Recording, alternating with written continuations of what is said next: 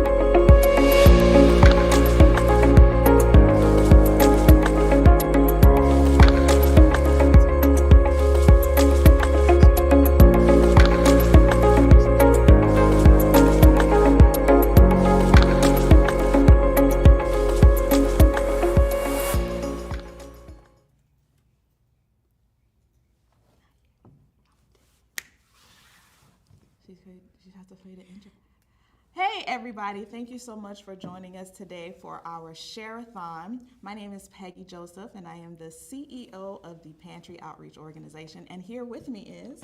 I am Jandra. I am the COO of Pisgah Pantry Outreach, and we're so glad that you're joining us today. We're going to share with you a little bit about some of the programs that we have going on, and of course, we're going to ask you to donate and give to help us in our efforts in the community. But before we do that, we have a little short video that we like to show you that highlights some of the things that we've been doing over the past few years.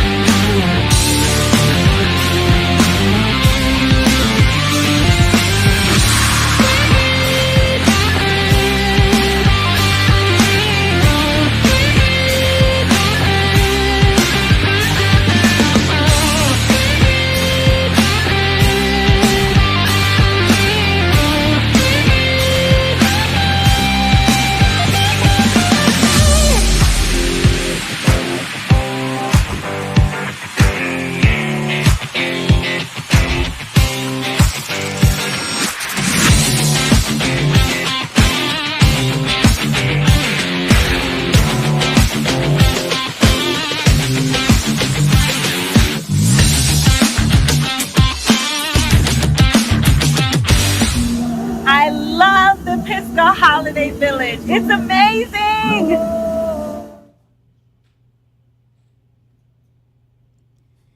You know, we have so many things that go on throughout the year, but we want to start off with one of our first, and a partnership that is very dear to my heart, our partnership with Pastor Wayne Lomax. He was formerly the pastor of the Fountain Church, and he has been very supportive to Peggy and I on our new journey in our nonprofit. And so we're going to play a quick little video of him speaking with one of our volunteers, and then he's going to come on and we're going to talk to him for a little bit about some things.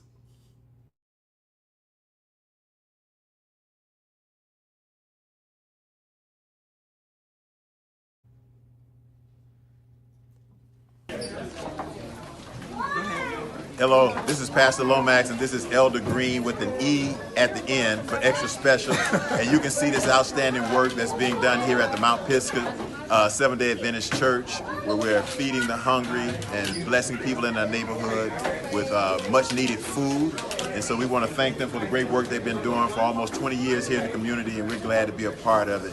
It's just really exciting to be used by God. And we are very, very grateful for your Fountain family joining with us. We would love to make you part of our family as well. You don't have to be a part of our church, but you're part of our family, the Christian family. We appreciate the work that you're doing and assisting us in this endeavor. Thank you so much. All right. God bless you, sir. Appreciate you. Appreciate it.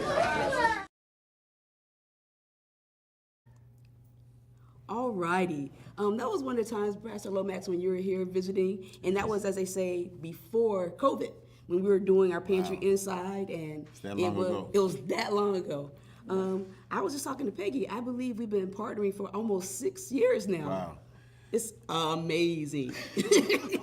Well, the partnership's well worth it because it's addressing a need that exists in our community, and it's a need that's easy to ignore. You know, once all of your needs are met and your children are fed and your household is all right, it's very easy to overlook that there are people who may need some assistance and some help, and you guys do a great job in making sure that those needs are met.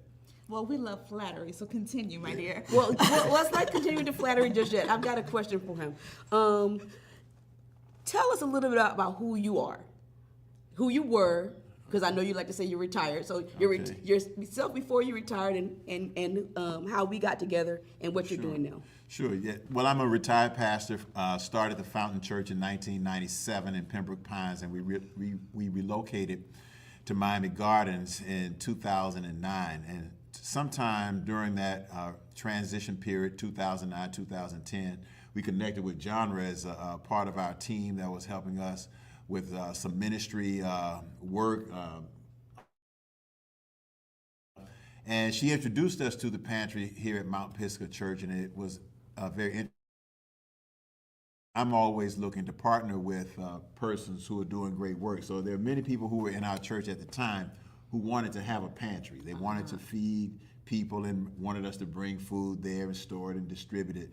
But, you know, the idea was, you know, for me, we have someone in the community that's doing a great job at that. Right. So in order to get the most out of all of our efforts, let's partner rather than us starting another pantry.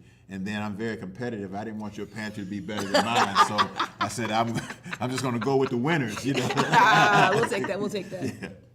Okay, that sounds cool. Yeah. So on that topic, can you discuss the vital role of volunteers and partnering together in our community? Well, I think the volunteerism is important first because Mount Pisgah is a church and the Fountain was a church. And the Fountains merged with another church, a cool church at this time. But something that is central to being a church is serving. Yes. And it's giving of yourself and your time to the benefit of someone else. And there are different ways of doing that. We used to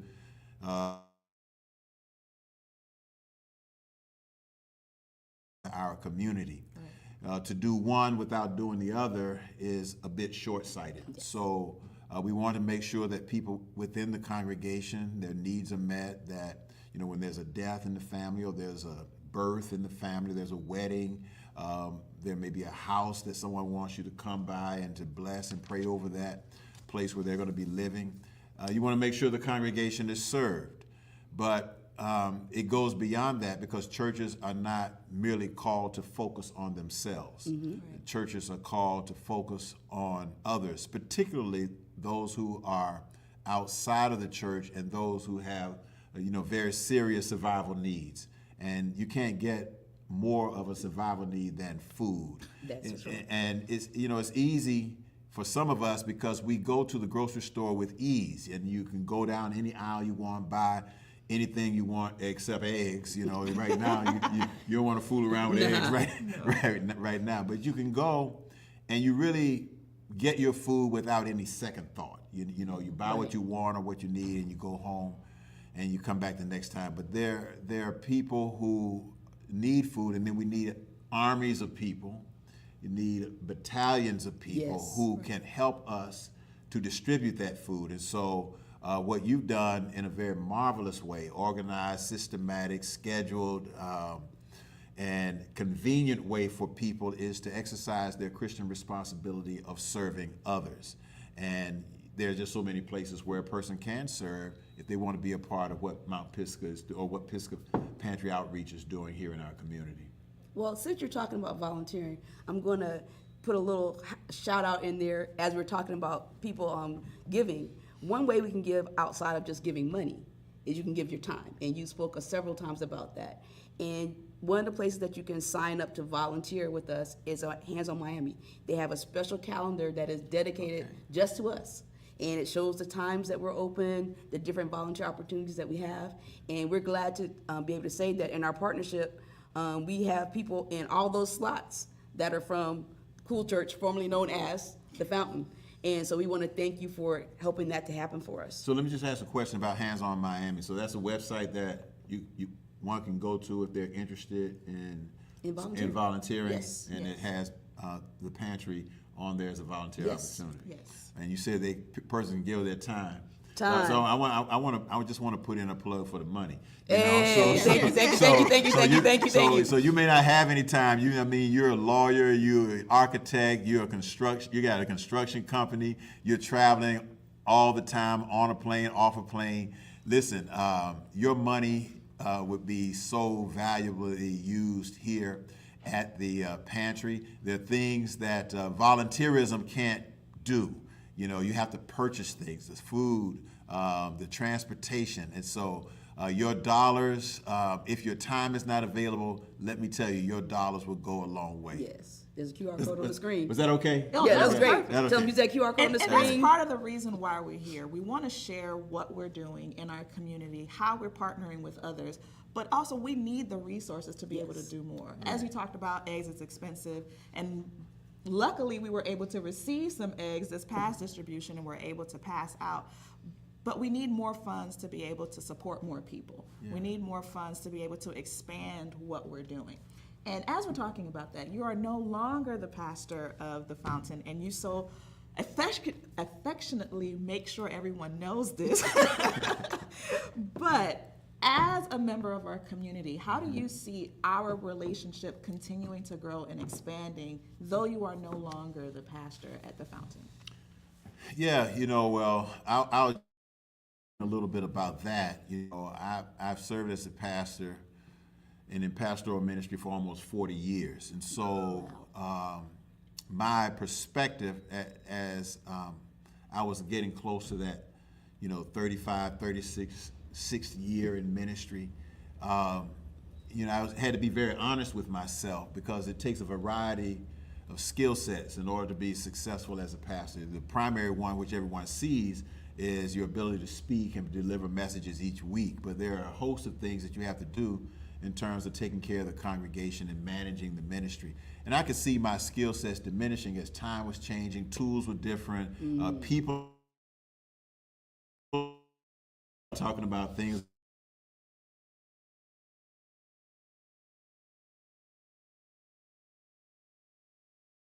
I don't know how to put that in a sentence to make that make sense. And so I thought it would be better for someone who is more culturally in tune and equally skilled to be able to come in and continue to lead the congregation. And Pastor Terrence and Pastor Joe have done an excellent job with that. But I think it's very important, and I would say not only for Cool Church there at all, but I would say for Cool Church and any other church in the community. Yes.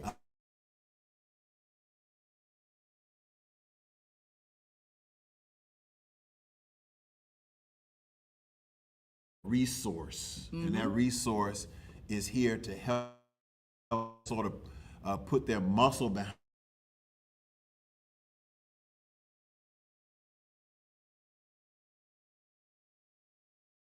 I would say that for any church, many pastors, a lot of operations in terms of how they do that, but communities have these types of organizations. Other communities have these types of organizations. And I think it's incumbent upon us to make sure that an organization like Pisgah in our community, how you are, you're just knocking the ball out of the park. Well, thank you.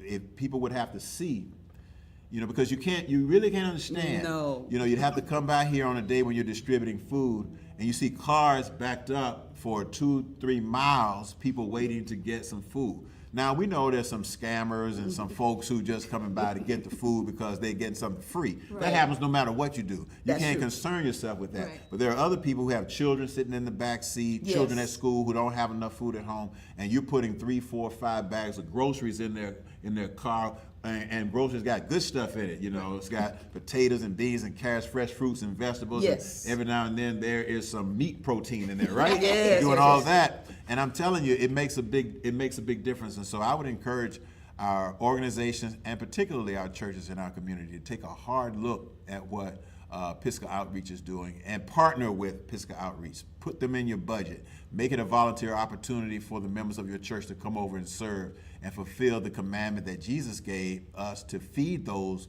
who are hungry. Not to preach about feeding them, but to feed those who are hungry. That was a mouthful right there. Because a lot of times, like you said, people take for granted being able to get food. And I'm sure nobody's waiting out there in line for 2 or 3 hours.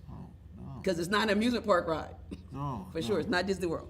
No, and I think one of the reasons why Jesus commanded us to do it is because we should be able to do it with a sense of compassion. Yes. And we don't have to know why you're hungry or what you did with your last money and how you're employed or not. We don't have to know any of that. We only need to know that you say you have a need, and we're attempting to address that need. And none of us want to be hungry in order to learn the importance of helping others who Right. are. Right. So as we're getting close to wrapping up our segment with you, though I really don't want you to leave. No, I know you're trying to be slick. You're trying to be slick. So it's time for you to go. Yeah, but you're trying to be we nice want with you to it. stay on Trying to be nice. Go We can talk ahead. to you all day, bro. You know that. We can talk to you all All day. right. But You've done it before. I got to go in a few minutes. Okay. All right. I get you. Fine. What are some last minute things you want to share, either about our partnership, about individuals that have received some of our services, and again, how people can participate? What is a final notice you want to share with the people watching us today? Well, what I would say is that it's hard to find an organization that is consistent with what they promise to deliver. I've been to restaurants, chicken restaurants, and I drive through the drive-through, and they say we don't have any drumsticks. I'm saying, well, how you run out of drumsticks? This is you're the chicken place. Exactly. You should have some chicken. But Pisgah Outreach is consistent. You have set days in which you distribute food. And they're Thursdays, or how is that? How does that work? It's the second and fourth Wednesday of each month. Second and fourth Wednesday. Yes. Not every other week, though. Okay, second and fourth Wednesday. So that's consistent. Yes. Any person can come. Yes. So that's the first thing. You're dependable and reliable. Secondly, when you have those food distributions, there's a robust amount of food that each family receives. And so a person won't leave disappointed feeling as though, well, I went by to get some food, but there was nothing And there. all I got was 5 cans. Yeah, 5 cans Or all of I got food. was cucumbers. So you get heavy bags and a lot of them to help tide you over through this period that you're in. So that's the second thing I'd like to say about the pantry. And for persons who are thinking about being a partner, come by and volunteer. I'd invite you to come by and see, take a look at what's going on, and then consider whether you want to find a way to be a part of what's happening. I think if you see it, you're going to want to be a part of what they're doing here on this campus and in this community. Well, Pastor Lomax, as you know, we think you're the best. Well, you're right. That's what I like. Yeah, you're right right. there. You're right. And we appreciate you taking some time because we know Sundays are relaxing. You know what? You have a lot of relaxing days right now, though. But we thank you for taking time on one of those relaxing days to work something out and come by and talk with us. What are we doing next, Becky? After we let Pastor Lomax escape, where are we taking him? Where are we taking him to? So we want to continue to encourage everyone to give and donate to what we have. But sometimes you want to make sure you get something tangible. So I'm going to turn the camera over to our partner, Cashapp White, who is going to sell some merchandise for us. Hello, everyone. Welcome to our Share-A-Thon. We have a lot of amazing merchandise here that you guys will be able to donate and receive. First, I will show you some of our t-shirts. Just kind of like what I'm wearing right now. We have this beautiful blue. We also have a deeper navy blue, okay? And an even deeper navy blue. Many color options here for you. And then on top of t-shirts, we also actually have some hats and caps. We have this beautiful orange, our Pisgah Pantry orange. We have a deep blue here. And we also have a baby / sky blue here that says Pisgah Pantry Outreach.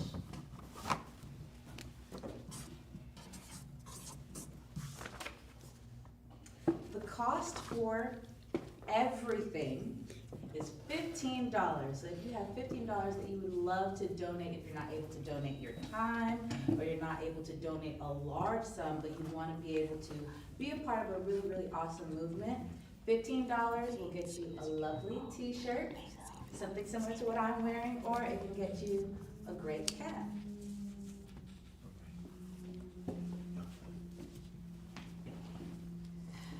Thank you so much, Cashapp, for sharing that information for us. And so we're going to share a short video with you. And this individual, her name is Nancy Wells, and she has been volunteering with us for over 20 years. Can you believe that? For someone to be so dedicated and so involved and so connected and proud of what she is doing and what we're doing in our community, that she has dedicated 20 years of her life to participate with us. So take a quick look at this short video. In our denomination, we believe that we should reach out to the community in all things we do. You know, the saying goes, preach the gospel always, and when necessary, use words. Today, we're preaching the gospel by giving out food to the needy and those who are not so needy but appreciate some free groceries.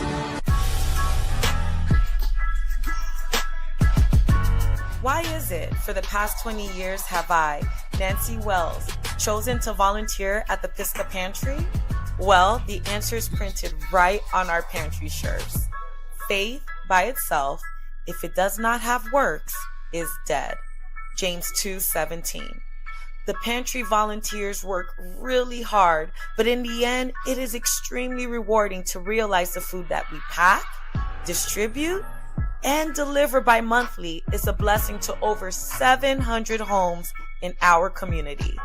I want to give a huge shout out to our awesome leaders, Jondra Greer and Peggy Joseph, and to my fellow volunteers. By God's grace, we get it done.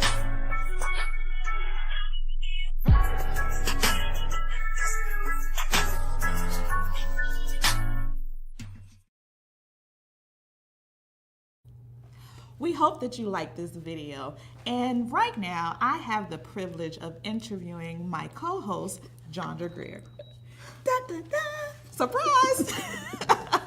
And so, Jondra Greer is our pantry manager, if you would. She's in charge of managing, controlling, leading, delegating, supplying, everything that we do for our food pantry. And so I just want to take some time and talk to her so she can share with us and with you all what the pantry does and why she in herself is so passionate about it. So Jondra, tell us a little bit about yourself and how you got started with the pantry. Well, actually, it's ironic. I started at the pantry as a volunteer. I was doing my graphic design business, and they needed someone to help drive the truck. And as my friends know, I'm not afraid to drive almost any kind of vehicle. So I said, sure, I'll be glad to help. And so I started off driving the truck. I would come, and I would drive, and I helped them unloading. I would go and do a little graphic design work on my computer and then come back. And then a few years in, they were looking for someone because they were trying to grow the pantry, and the pantry was starting to grow. They were looking for someone to manage. Out of all the applicants in all the world, no, just kidding. Out of the applicants that applied, I was the one that was willing to accept the job. Mm-hmm. And so now, I think it's about 6 or 7 years later, here we are. And I live, eat, sleep, and drink the pantry because I want to see it grow. And that is definitely true. As a person that works closely with her, I get lots of phone calls and text messages and say, oh, I have an idea. Or, hey, what can we do about this? What can we do about that? And so she is doing a fabulous job. And so one of the things the pantry focuses on is food insecurity. Yes. So can you talk a little bit about the statistics and milestones, about the number of foods that we serve, but really how does that impact the food insecurity that's happening in Miami Gardens? Well, just recently I attended a summit on hunger in Miami Gardens and in Miami. And in Miami Gardens, actually, about 18% of the people that live in the city of Miami Gardens are food insecure. And that's a lot. And at the Pisgah Pantry, 51% of the people we feed are from Miami Gardens. So we're taking care of a need that's right here. But not only are we taking care of the needs of the people right here in Miami Gardens, we're also able to take care of people in Miramar, Pembroke Pines, Hialeah Gardens, Opelika.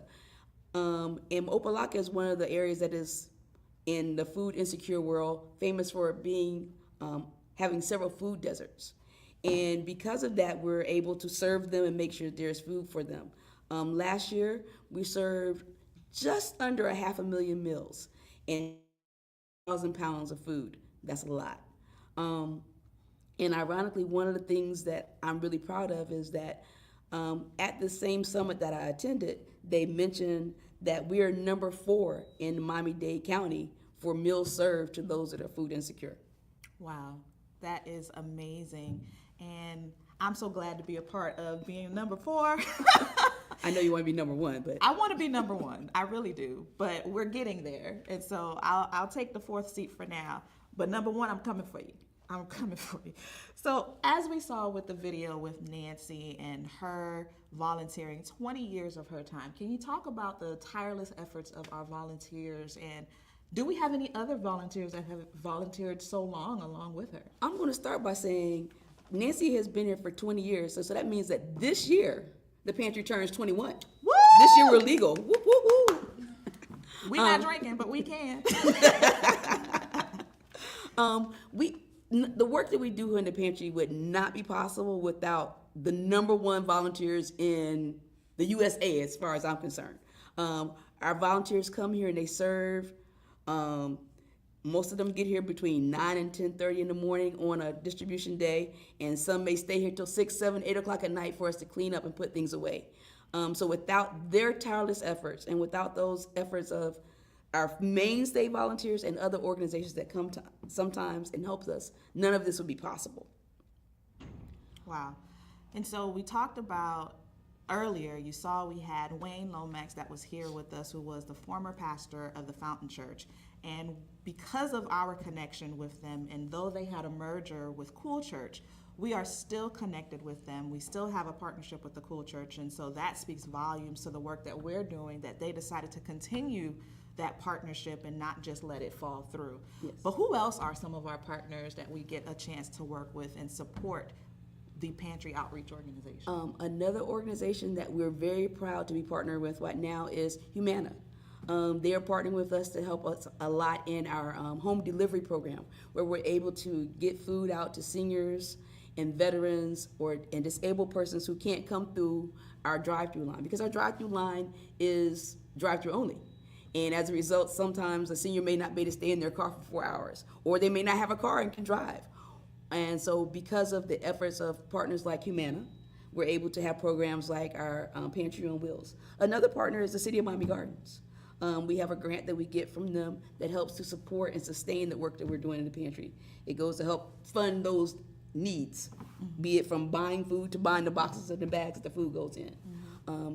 Another one is the Miami Dolphins. We have been partnering with them in their community engagement program for probably about 4 or 5 years now. And I'm going to have to admit, though, that partnership was facilitated by the Fountain Church. But now that the Fountain has turned into the Cool Church, luckily they have not left us. And they're supposed to be actually coming back to visit us again soon. And most of the time when they come to visit, they bring volunteers from their organization. Wow, wow. As an individual that works the intake line, walking underneath this hot sun, you hear a lot of stories. You hear a lot of their needs, and you see a lot of things that are going on. Do you have any anecdotes or stories that you come across recently that you think would be of interest to our viewers today? Well, I'm going to give you two stories because we just had our food distribution last week. So I can tell you two stories, as they say, that are fresh out the oven. During our distribution on this past Wednesday, a couple of volunteers reported to me because I was not there to witness this particular thing, but they said there are two ladies that drove through the line who broke down in tears, and they expressed that it was tears of joy because they knew at home they did not have that much food, but they wanted to express how joyful and how thankful they were for the food that they're receiving because now they're able to feed their families. And a few months back, we had a lady who was overjoyed when one of our volunteers who was looking through what we call our bakery section, and she brought out a chocolate cake. Wow. And she, again, burst into tears saying, oh my goodness, oh my God, you don't know what this means to me. It appears, or it was that her daughter's birthday was that evening, and she was saying she didn't know if she was going to be able to buy a cake for her daughter for her birthday, and now, voila, here was a cake for her. And so there are little things like that that always makes what we do here special. And I know, Peggy, you were a part of this one on Wednesday. We had a disabled gentleman that came up with a shopping cart. And remember, we're drive-through only. And because of that, we immediately were able to put him on our home delivery program because he can't walk in the line because it's drive-through only. But we were able to put him on our home delivery program. And so he was able to get a box and some other things delivered to him on that Thursday. Wow. There's so many other stories just like that, and you can be a part of those stories too, or just get a chance to hear these stories firsthand by volunteering your time, but also donating of your finances. So as we're getting ready to wrap up this segment, can you talk to us about what are some of your goals in expanding or growing the organization and how we can get involved in that? Okay. Well, one of the things that I talk about often is my dream of having a free grocery store. Anybody that knows me, anybody that's ever heard me talk about my visions for the pantry has heard me express my desire to have us one day have what I call a free grocery store, where it's a kind of a spin on what people already do. It's called a choice pantry, where the clients will be able to come in and get a shopping cart and go through the shelves and pick off the things that they want to have for their family. And they can have a sense of dignity and a sense of pride as opposed to being given whatever we have. They can say, oh, well, you know, I would like some black beans and I'm going to take the black beans, but I'm really not into white rice, so I can leave the white rice on the shelf. And so one of the things, if we can before this year is over even, is to be able to find a place to be able to do that. So if you scan that QR code, or if you hit us up with Zelle and give us a little donation, those monies will go towards not only what we're doing right now to sustain that, but it'll also go to what we're planning to do in the future. Awesome. A little while ago, you talked about the Dolphins. And yes. So we are going to show this short clip of the Dolphins team volunteering with us. We were so excited to have the Miami Dolphins participate with us during one of our pantry distributions. We had a great time and they did a lot of work, even in the rain. We've been working with the Community Engagement Department for over 3 years, and we look forward to working together for more years to come.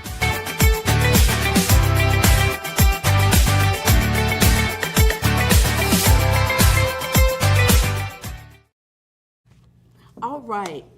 So, you know, it's always fun when the Dolphins players show up. That particular day, they showed up in the rain. It was totally by accident, but the people on the line were excited.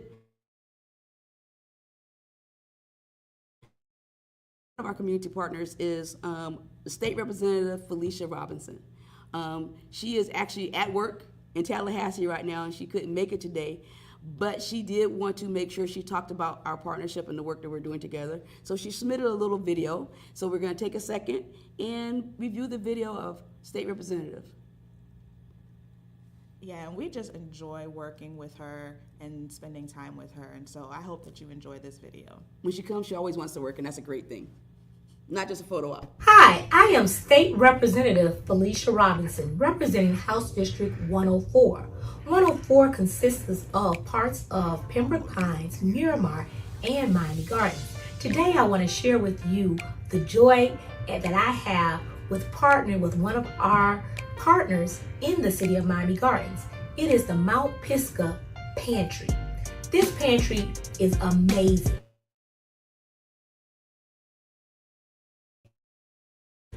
That's huge. Not only do they work with the 300 families, they also work with another group of disabled senior citizens, seniors that can't necessarily get out. They actually deliver food to them. I'm excited about this because I've had many opportunities to go and help in this process. And the best part is it's really nice and organized. We first sit there and we actually separate the food and get it ready. And then they have where they actually sign the families in so they know how many people are in the family so they can give them the right amount of food. The other part that I truly love in partnering with them is we've had the opportunity to connect and do what we call a community baby shower.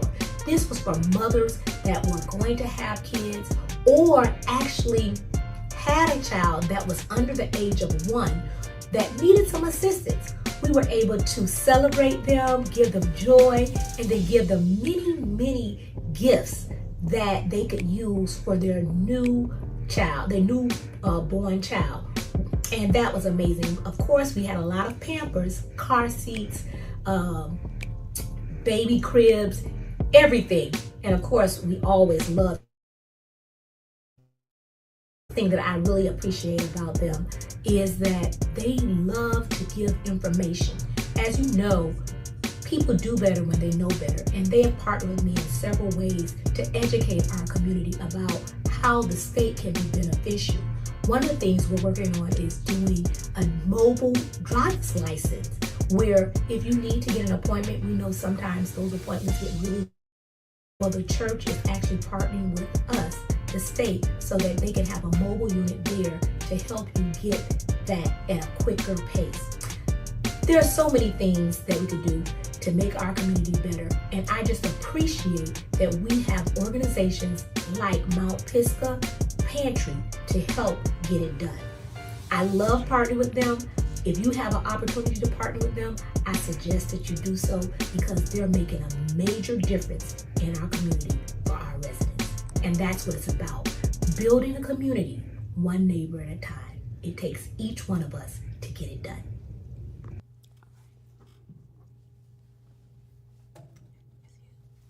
All right. You know, like I said, I always love it when Felicia comes, our representative comes, because she always comes to be not just a person, she always comes to be boots on the ground. She brings her staff and they help us bag potatoes, they help do deliveries, and that's always what you want to see from the people that are representing you in Tallahassee and working for you as a public servant.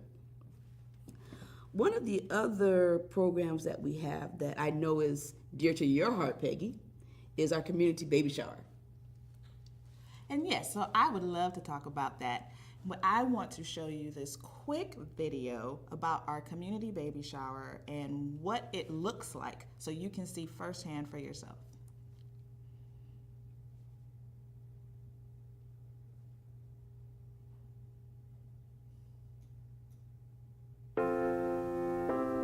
It's such an awesome thing when our community gets to come together to celebrate each other. And the Pantry Outreach Ministry had an opportunity to work with Felicia Robinson, state representative, as well as Councilwoman Julian and La Rosa Events. And we were all able to come out and celebrate these parents within our community to do a community baby shower. Now that sounds a little odd, but yes, we threw a true baby shower. So our community baby shower was amazing. We were able to celebrate 100 parents that were able to come out and receive a diaper bag filled with baby food and diapers and wipes, and they were just such in awe of how well we treated them, and they had a great time playing all of our games, our musical chairs. the community musical chairs rather, where they got to play around and have a good time, and they enjoyed all of the festivities. The food was great. Everybody got a chance to mingle with one another, and we're just so grateful we had this opportunity just to celebrate these parents in our community, because sometimes, you know, a small gesture goes a long way. And while they may be new or a couple of months old, diapers are expensive, baby bags are expensive, and so just to be able to provide that for our members in our community was such a blessing for our organization. And like I said, it was just an amazing experience just to work together, and we look forward to our next community baby shower. I really hope you got a chance to enjoy that video. The community baby shower and also our community drive-through baby shower is such a near and dear thing to my heart, and I truly enjoy putting on that program for our community. Yes, you do. I always tease and I tell people when they ask me questions about what's going on with that event, I say, oh, no, no, no, no. I'm not touching that one. You need to talk to Peggy. That is her pride and joy. That ranks right up there with one of those other programs we'll talk about a little bit later. But Peggy, so when you think about the community baby shower, what is the main purpose of that when you think about why is that important to you? The purpose or why it's important is because there are so many people in our community that are hurting in a variety of different ways. And when you have a child, whether it is planned or not, babies are expensive. True. They cost a lot of money. Diapers cost a lot of money. Food costs a lot of money.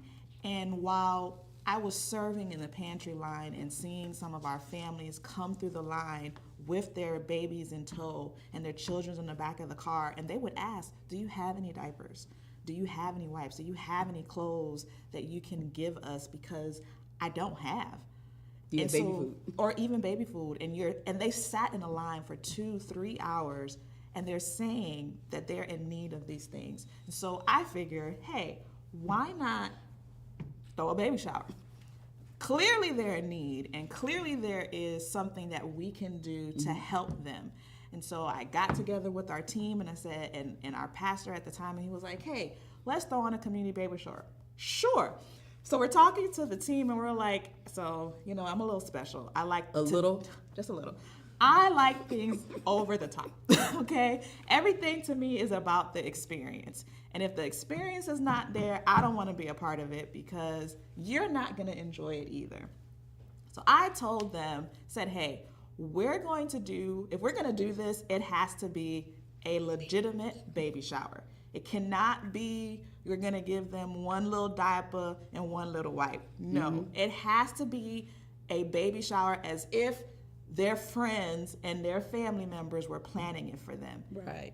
And they thought I was crazy. They thought I was over the top. But that very first one, as you saw in the video, in 2019, we had a host playing games, and to see the community members come together. Hey, Jay, we see you. Thank you for joining in with us. We're so glad you're here.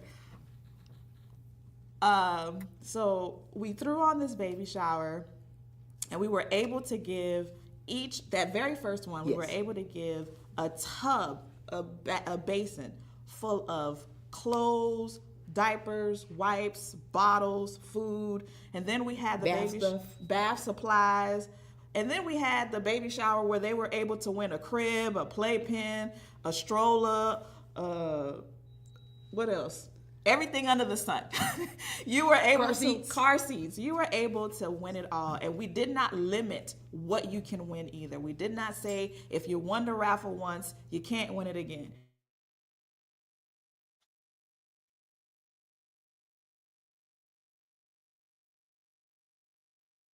People, as they say, need to scan that QR code so that when the baby shower rolls around this time in September, that we'll have enough funds to be over the top again this year, because I think this year is the time, again, we're going to do one that'll be an in-person baby shower. Yes, it'll be an in-person baby shower, and we're looking to partner with our city so that we can expand it and grow it some more.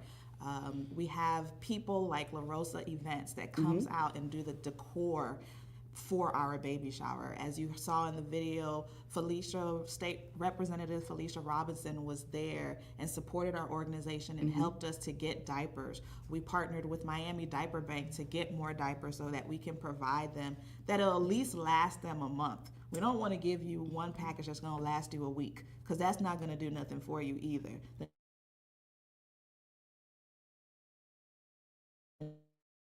Equipped and supported for at least a month with your children. Is there anything else that you do at the baby showers other than just having fun? Do you do like any educational things or?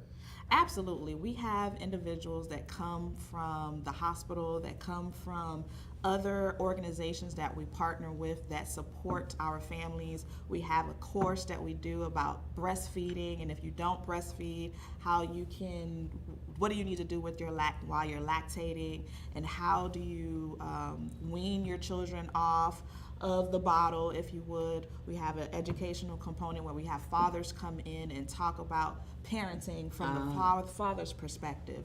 We also have healthcare providers that come in and talk about resources that are available for these parents in their community. Okay, cool. Let me see. How do volunteers play into the community baby shower? Our volunteers play in because they say I abuse them. Oh, you just said that on live. I did. Now everybody in the world's gonna know. But it's a great thing. We have them come in and they are participating in making sure our families are taken care of. They babysit the children that are coming in so that they can be able to enjoy their time at the shower. They help us pass out all of the gifts. They help us serve the food, as you saw. So the volunteers that come are there as a resource for our people that come, but also a time for our family just to relax and that they can have fun while we do all of the heavy lifting. Okay. Jay, you have a question for Peggy? Now that you've been able to get in to join us? Yes, Peggy, Okay. and hello to everyone, I should say. Peggy, what is your greatest joy, first of all, about the pantry, and overall, we know their needs, but the greatest need that you can pinpoint? My greatest joy working with the Pantry Outreach, but also specifically talking about the community baby shower, is seeing the smiles on the faces of the parents that come through and leave here.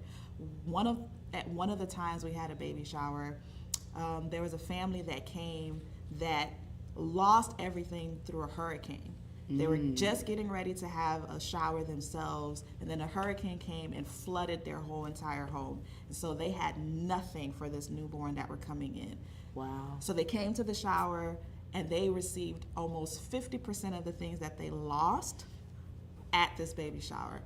I was amazed by that and blessed by that, knowing that what we're doing is beneficial and it supports somebody at the time of their need. Cool.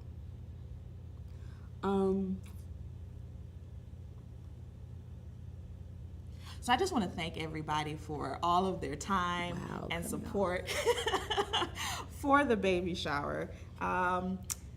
Those of you who don't know, so we actually had another host, and Jandra just mentioned him. His name is Jonathan Rowe. Say hi, Jay. Hi, Jay. And he is one of our Hello, biggest everyone. supporters. He is one of our biggest supporters of what we do, and we joke around, we laugh, we play, and we have a good time with him. And so we just want to spend a little bit of time interviewing him at the moment so that you all can get to know him just as well as I. So Jay, could you tell us a little bit about yourself and why you are here with us today? Well, a little bit about myself. Born and raised in Miami, and did Mount Pisgah Seventh-day Adventist Church for a while. But since I've relocated, now presently living in Tallahassee, Florida. And here is so interesting that my wife has tried to carry on the Pisgah tradition, and it's starting from our kitchen. She and the children go out to the community and they feed the homeless. And my children started and had that initiative with the Pisgah Pantry. My daughter and son always were with my mother from the time before they were in first grade helping, and they still have a love and a passion for that. And my passion for the Pisgah Pantry is to see people being reached. They can receive love, smile, encouragement, and then something for them physically for their nourishment. And most of all, a spiritual connection, whether they're a member of Mount Pisgah or whatever church they may be a part of. So that's my love, connection, and my attachment to the Pisgah Pantry. Awesome. So here's a question. How are you going to be contributing with us today? Or how much, I should say, you're going to be contributing to us today? Are you doing Zelle? Or are you doing the QR code? And is it going to have 4 digits? Well, first of or all, I'm 3? going to be What did he say? I'm We going didn't to hear be you. contributing by Zelle, and All it's going to right. surprise you the amount of digits that you're going to receive from me. Okay, we'll wait for it. Woo! I'm going to pick up my phone a little bit, be looking on that account. Thank you, sir. Thank you. So, one more question, maybe 2, but at least one more. Do you have, no, let's do it this way. We're having a share-a-thon today. So from your perspective, what can someone do today to make today's share-a-thon special for the community? Well, to make it special for the community, first of all, share this with somebody. Send the link. Let them know what's going on because we all have an obligation and a duty to help. But also, you can go to the website at www.pantryoutreach.org. That's once again, that's www.pantryoutreach.org. You can look on there. You can see information for Zelle, for all the information that will be there. Also for your credit card or debit card. And look on this website, it's all secure. And we would appreciate Yes. anything that you can give. I remember the first telethon that I participated in, I literally donated $1 because that's what I had at that time. But every bit counts. So don't think that Exactly. it's too insignificant. So do that. So and share this with others, and not just today, but because this is live, but keep this with you and the connection with you. And but most of all, stop by and see and become part of this. So, but once again, just look at the website www.pantryoutreach.org. Awesome. Thank you so much, Day. And we're so grateful to have you here with us, co-hosting with us, and encouraging people to get involved and get connected. At this time, we're going to play a little short video of Humana, which is one of our partners that Jandra mentioned earlier. Yes. And like I said, they help us provide funds for our Meals on Wheels program or our Pantry on Wheels program, and they also support us through our regular distribution. So take a quick look at this short video.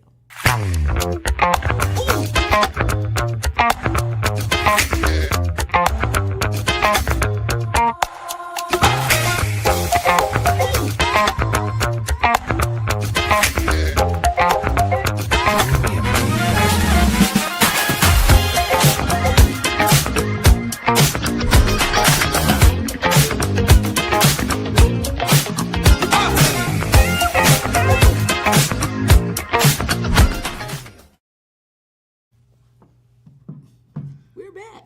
We're back. And so I think Jay has a question that he'd like to ask Jandra about our Pantry on Wheels program. Okay. What you got for me, Jay?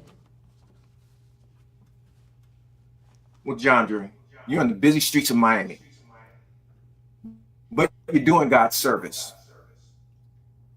What's it like on a daily route for you as you go from house to house?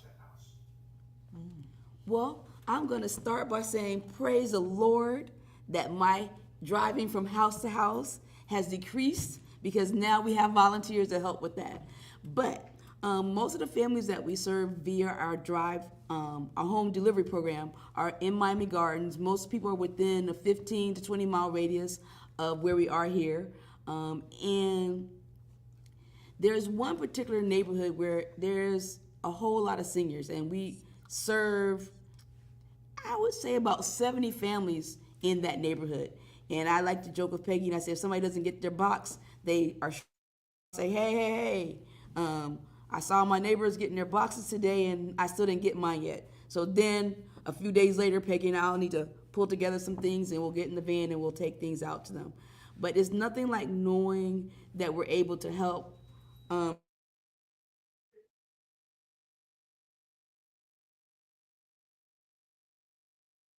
about how their rent has increased. They say we're all on a fixed income, but our rent keeps going up.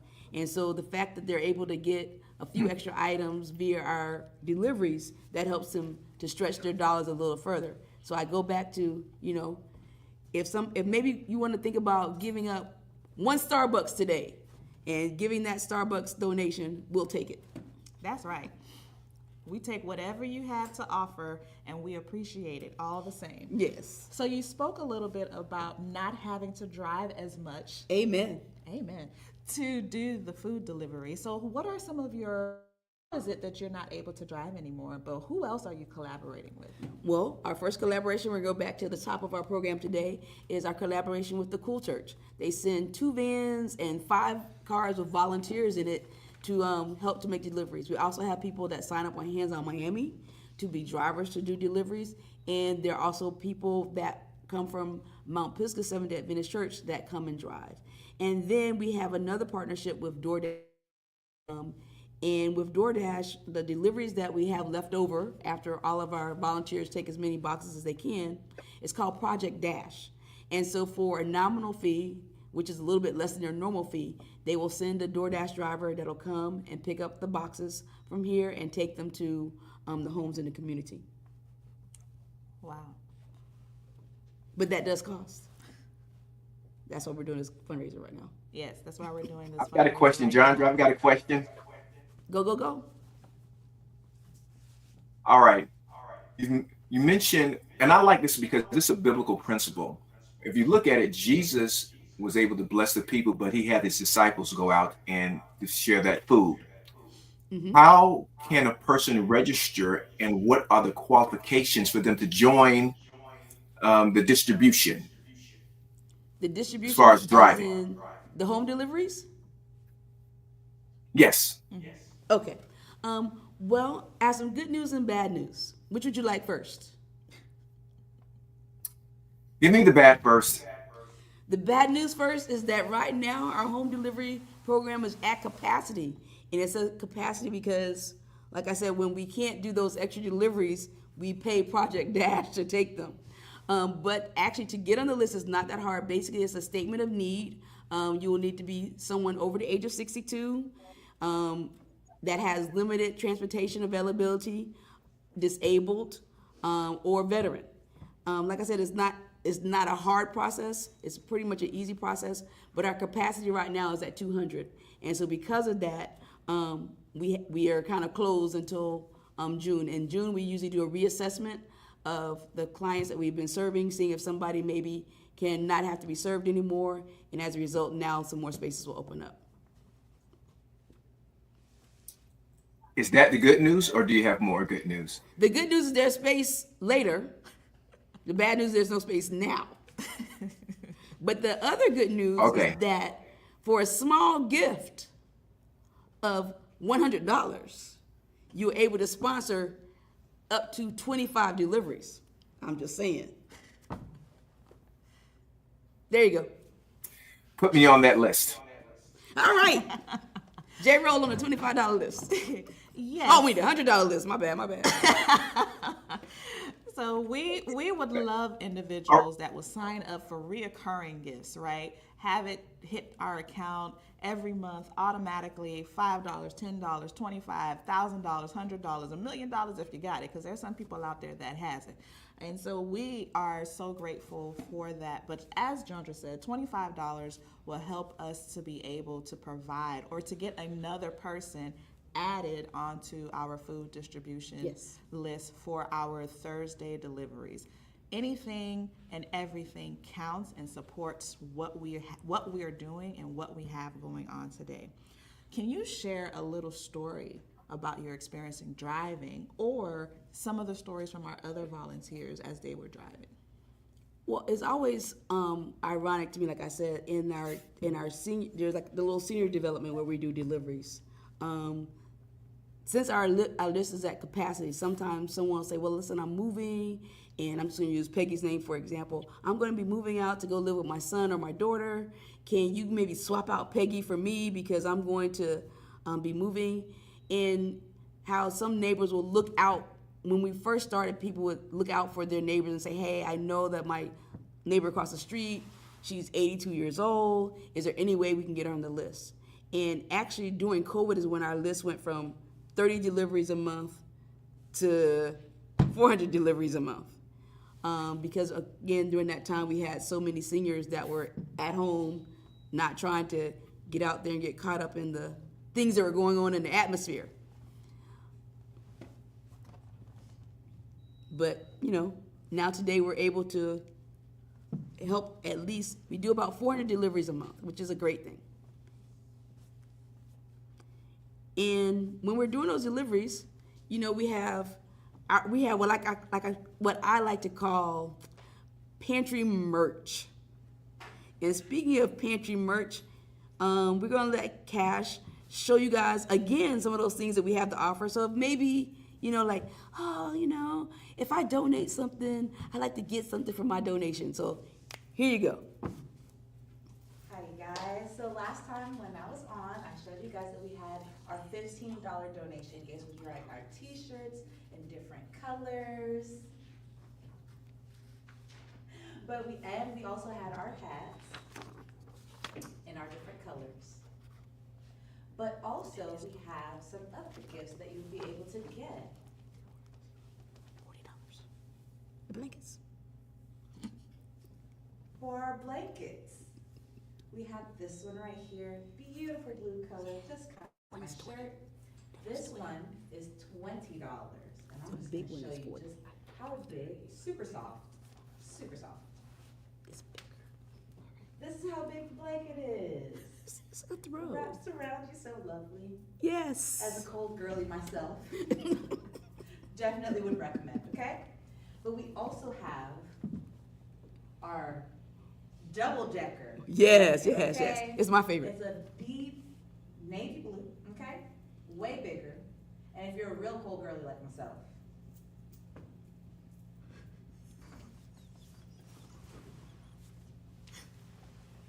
this one would be perfect. And this lovely double-decker blanket is $40. So if you have a $40 donation for us, you can get our huge double-decker blanket. If you have a $20 donation for us, you get our base model, still warm, super soft. And if all you have for us right now is a humble 15, we'll set you up with one of our wonderful shirts or one of our wonderful caps. Thanks, Cash. You're the best. I try. All right, so Peggy, what are we talking about next? I think you're going to be interviewing me next. About the homeless feeding? About the homeless feeding. Okay. So, where are the people how does the homeless program work with Pantry Outreach?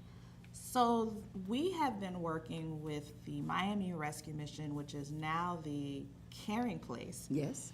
And we have been working with them for several years. And so we go down to basically downtown Miami, and we provide hot meals for our homeless residents in the Caring Place. So we cook rice, chicken, mac and cheese, all kind of various good and hot food, and we serve it to them.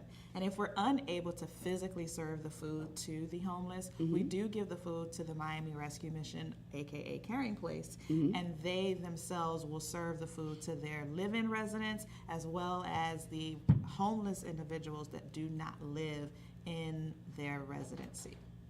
What are some, outside of doing the homeless, the hot meals, are there any other things that Pantry Outreach does for the homeless? Absolutely. And one of the things that we're very proud of is that we make care packages. And in those care packages, we will put toothpaste, soap, toilet paper, socks, sometimes blankets, snacks that they can easily open. Not stuff with cans, but need a can opener? Not things that they need a can opener for. Their pop top. Make it real simple, like you're a little kid, but still, hey, no problem. We give you some tuna and other things that you can eat and utilize throughout your daily life. And we pass that out to members of the community, because how many times do you drive down the street and you see a homeless person? At least once a week you would have passed by a homeless person on your way to work, from work, going out of town to eat, or whatever the case may be. And so we provide these bags so that you can be able to pass it to these homeless individuals that you see out in the street. And sometimes we also even include gift cards in there that they can go ahead and buy themselves a hot meal at a location nearby. Oh, cool. Cool. So, if I wanted to volunteer for the homeless program, what are some of the things that I could do? So of course, if you want to volunteer, we encourage you to sign up on Hands on Miami. You can either provide a hot meal, cook a hot meal. You can come with us to share or pass out these care packages bags. You can also come and provide funds and resources so that we can help we do haircuts for some of our homeless individuals as well. Sometimes we're able to provide a mobile shower so that they can be able to take a shower and get themselves clean as well. So you can come out and participate in that initiative. If you know how to cut hair, if you know how to style hair, if you know how to do nails, we need it all. And so you can come out and volunteer and be able to cater to these individuals, because just because I'm homeless does not mean I don't want to be beautiful. Right. That doesn't mean I don't want to be clean. That doesn't mean that I am purposely in this situation. Life circumstances happen, and as you all know, we are all a paycheck away from being homeless, a paycheck away from being food insecure ourselves. Yeah. So to be able to help somebody else and to provide for their needs as the least of these, as we're called to do, is something that we are excited about. Okay. Do you have any stories about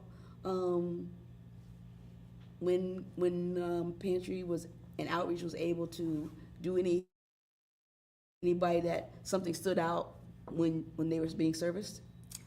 We have a couple of stories. We had one event where it was really huge. We came out into the downtown Fort Lauderdale area. We had a DJ present. We had a DJ present. We had a popcorn machine. We had snow cones.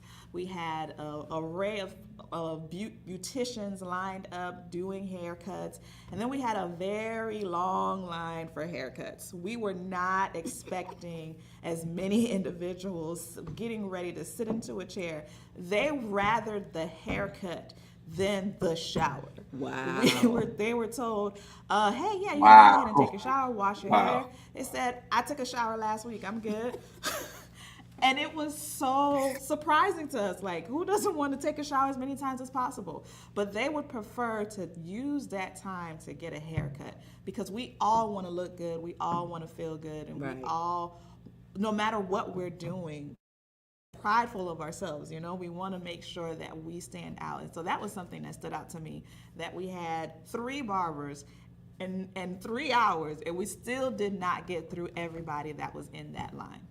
Need to have 4 barbers or 5 barbers in. So again, that means if you have skills to be able to cut hair, hit us up on social media, give us a DM and say, hey, sign me up for the next homeless activity or block party so I can be able to cut some hair and help out. Absolutely. Absolutely. I've got a question for Betty. Yes, sir. Now, this is going to be obvious, but I think the people just really need to hear this. What is it about helping the homeless that brings about such a partnership with the community? What is it about it? I mean, when you see that there are individuals your age or your families, your parents' age or your kids' age that are suffering and that are going through, you find yourself in a humbling position. You find yourself in a thought process of like, oh my gosh, That could this be me. could be me. Oh my gosh, this could be my niece, my cousin, my son, my daughter, my mom. And so you find yourself wanting to do more, wanting to help more, because you don't want to see your own kin and your own family in that same situation. And that rallies a lot of people. A lot of people love to cook. A lot of people love to give. You have clothes in your house that you haven't worn 2 years, 3 years, 4 years. You probably outgrew them. But you don't want to give it up because that was the style back then, or you know you used to look cute in it, or you told yourself, I'm going to lose some weight, I'll fit into it again. It's been 3 years, it's not happening. Wow. So how about you wash those clothes, put it in a bag, and give it to someone that is in need of it, someone that can actually use it, that it won't spend a week or a year in the closet, but it would be worn. And so if you can do these small gestures, that goes a long way. You know, I'm going to interject just for a second. I can't see exactly how much because I'm looking on my phone, to be honest, and I don't remember login. Oh, Lord. But I do see that some people have been donating. And so to those of you that are out there that are putting some funds in that Zephy account to make our little thermometer go up, we really appreciate you. Those of you who've been typing our email address, info@pantryoutreach.org in Zelle, we appreciate that also. I'm sorry, Peggy, I just wanted to put that out there. It's all good. It's all good. One of our new initiatives that we have that is getting started, it is called Angelique's Birthday Blessing. And this is something that is geared towards individuals or kids that are homeless or that are living in foster care units Or shelters. or in shelters. And so we have Alexa Butler, who is spearheading and who is in charge of this initiative. And so we're going to show this short video, and then we're going to bring in Miss Alexa Butler to talk about Angelique's Birthday Blessing. Almost everyone likes holidays, but birthdays are supposed to be special because it's a day when everyone celebrates you. The mission of Angelique's Birthday Blessings is to make every kid who lives on campus at the Lord's Place Family Shelter feel celebrated and cherished. I think we managed to accomplish this goal at our first birthday party on February 24th. With the help of a baking guru, I baked and decorated 2 delicious cakes, in the hopes that everyone would be able to have as much sweets as they wanted. I even bought a 3rd cake and a large tub of ice cream. Each birthday girl and boy received a birthday card and gift, and as a special, unexpected surprise, thanks to Pantry Outreach, each child that went to the party was able to leave with a toy of their choice. It was wonderful to see all the kids having so much fun with their friends as they opened gifts and picked out their new toys. I have so many blessings in my life, and it was an honor to be able to share those blessings with other kids.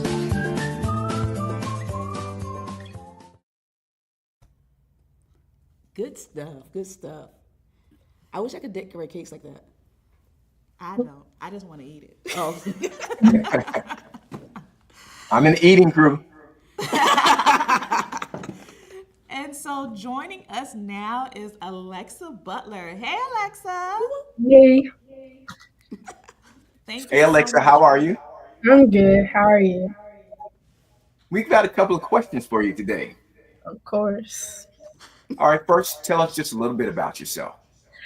Before I say anything about me, I'd like to thank you guys so much for letting me be able to have this opportunity to partner with you guys because it's just amazing to be able to do that.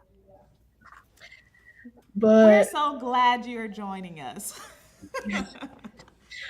But about me, my name is Alexa Leslie W. Butler, and I'm 16. I'm a sophomore at Dreyfus, and I love to sing, and just what I love to do. And I want to always give back to my community. It's something I've always wanted to do since I was little. Awesome. All right, so just tell us what inspired you behind, what was the big inspiration, I should say, behind the Angelique's birthday blessing? What was that big thing? Okay, so before COVID, at my church, we used to do this thing called blessing bags, and we would put like little necessity things like deodorant or food and snacks into bags and hand them out to homeless people. And I always found it really fun because I love to see people like smile as I gave them their bags. And then after COVID hit, the the homeless people that we would go and pass these out with, they couldn't stay there anymore. So my mom tried to put money aside every paycheck to be able to hand out some cash for them. But we found out that it's not good to really give them cash because they could use it for other things than food. So we started to give them protein bars and just other snacks. Mhm. Okay. So what's really the mission behind Angelique's birthday blessing? The mission. Okay, so originally we just wanted to kind of do like a little party with maybe a few gifts and cake and ice cream, but it's starting to evolve because I thought about how it would be great if we could give them more like toys that they could pick out instead of me giving them something because it'd be more special to them. Yeah. All right. So you got people in the community, they want to be involved. How can they do that? So the best way for them to help with this cause is like monetary donations because right now we don't have enough to like make everything possible. So if anyone has like owns a pizza parlor or you know like a toy store or business, if they could help with donating pizza or gift cards or anything that we could use like that, that'd be amazing. So right now, is there an achievement of contribution that you're most proud of? So what have you see you're so proud of it because of this program that you like to share? Well, I love that when I went to the party, I love seeing everybody so happy, being able to spend time with their friends and get gifts for their birthday. Oh, that's really nice there. And, and let me also ask you this. What attracted you to this cause? I know you kind of said it before, but I really want to specifically hone in. I want you to say it again. What attracted you to this whole cause? I feel like in my life, I have so many blessings and so many things that are going for me. So I feel like I want to be able to share this with other kids that are less fortunate so that they could get a little bit of how I feel. All right. You know this is a great cause, but there are challenges from time to time, I'm quite sure, in doing this. What has been your biggest challenge? Definitely not having enough donations to be able to put it all together fully, but Say no more. And so that's what if someone wants to contribute to your cause and to your fund because they believe in your ministry from what they've heard here, how can they do that? they they can donate through Pantry Outreach and also that's I'll help you out, Alexa. We have a link on our page under the donations that is Okay. specifically for her birthday. I mean, for this Ah. birthday project. My bad. For her birthday project.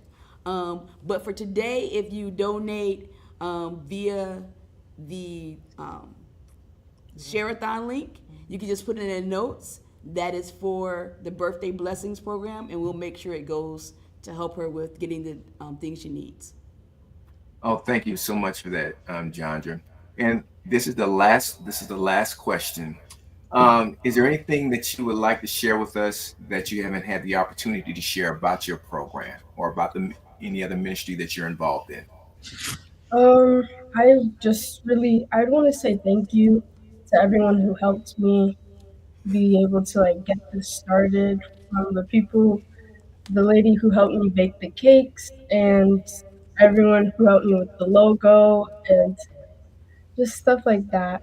And also, I have an Instagram, so if anyone wants to follow, it's for the kids underscore ABV. Say And that one more time. for the kids underscore ABV. Excellent. Look, we would like to thank you so much for being with us today, for partnering with the Pantry Outreach. And we pray that your ministry grows, and we know that it's a blessing for others. And most of all, we know that you're blessed by it. So we thank you for what you're doing, from Pisgah Pantry to all the heads that really have work in the community. Thank you so much. Thank you. Thank you so much. Alexa, thank you for joining our team and for making us be great. Thank you. All right, take care. You But now, too. Alrighty. as you've heard now, remember that if you're looking to give a donation, anything that you give can and will be accepted for us. Remember to look at our website at www.pantryoutreach.org. Once again, www.pantryoutreach.org. The Zelle information on there is info@pantryoutreach.org. Once again, Zelle info@pantryoutreach.org. And when you give, whether through credit card or debit card, it is a secured site.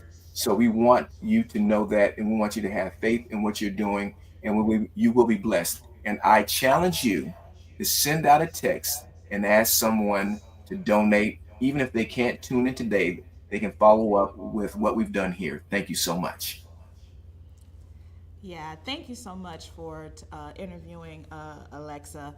You know, it's such a great thing to see a young Yes. lady, 16, finding her path, finding her way, and giving back to the community.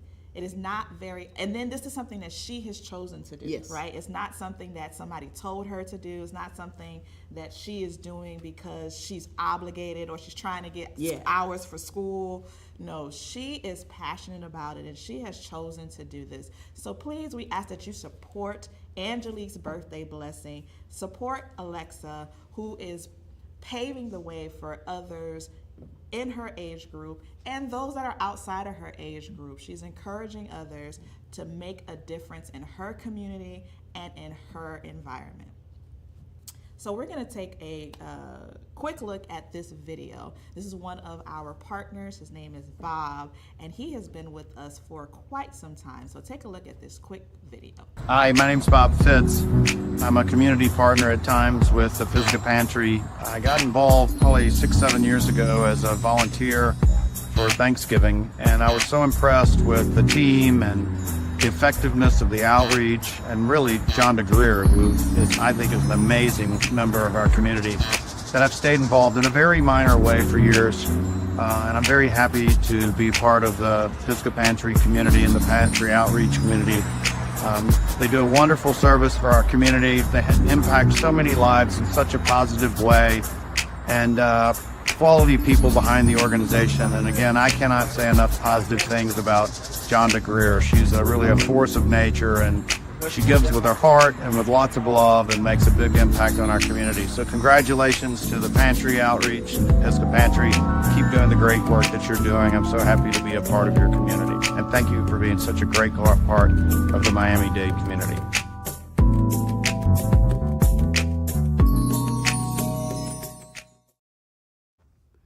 You know, I just always say I love Bob. Whenever we call him and we need some support, he's always there. He's always liking and sharing so that people can follow us and see what we're doing in the community. And so, Bob, I appreciate you sending that video in for us and helping us out today with that. So who I have sitting here next to us, or I should say between us, is Share-A-Thon. She is our coordinator, one of our coordinators in the Pantry Outreach organization.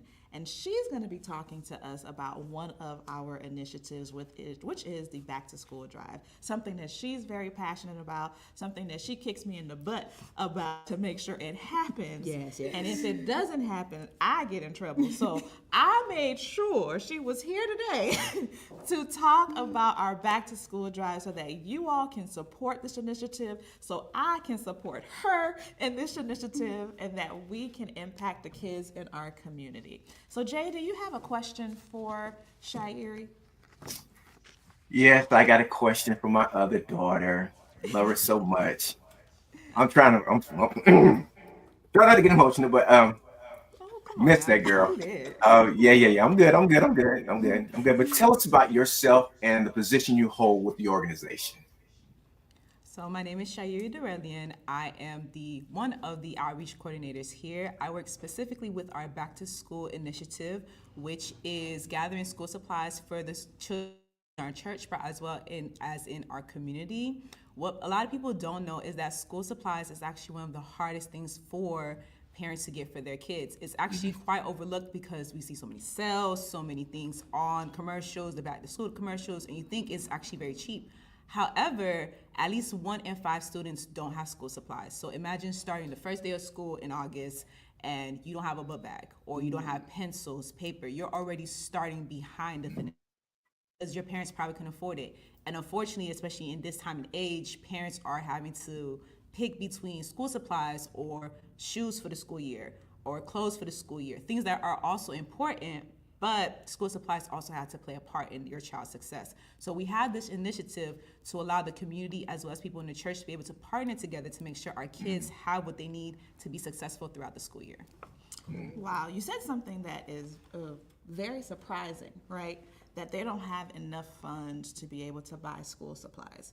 And so can you talk to us why the Back to School Drive is important, but also in the day and age of technology, why do you need back to school supplies?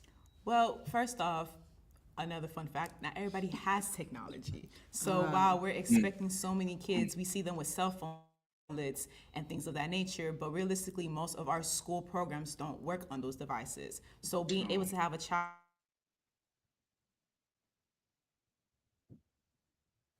also research that when you do things with your hand, i.e. writing notes down, being able to read them in your own handwriting or hear it with your own voice, you actually recall it better. So while technology may be helpful, it's usually supposed to be used as supplemental. That's why those core school supplies are important. And as I said, even though there are times where we see the commercials and the sales, if a parent has more than one child, what became maybe $20 for one kid now becomes $40. If you have 3, now it's $60. And then we have book bags, which are about what, $25? That's already $75. You're already well over $100, right? So when all of those things begin to add up, then we kind of see where that gap happens. And you can even see it as a teacher myself. I can see it in my classroom. Students who are prepared versus students who aren't prepared. You can see it in their test scores, in their engagement in the classroom. If I'm not prepared for class, I'm not even going to want to pay attention because I can't even participate, and that sets them back. It sets the teaching back if I have to stop and ask your classmate for a pencil, things like that. So we do this initiative to close those gaps so that way everyone is successful. Awesome. Okay, well, I hear you saying about what you see as a need, but what inspired you to take this on as something that I want to get behind, I want to push? What made you say, listen, I need to get out there and spearhead a back to school drive? Well, I did not always want to be a teacher. So the truth is maybe Let's be honest here. You don't really hear positive things about teachers, overworked and underpaid, Jesus. But when I was in the classroom as a substitute teacher, as someone who was just temporarily in the room with the kids, you could already see the need. You could see the difference between the kids, as I said. And being in that classroom and seeing the effects personally, it does touch you.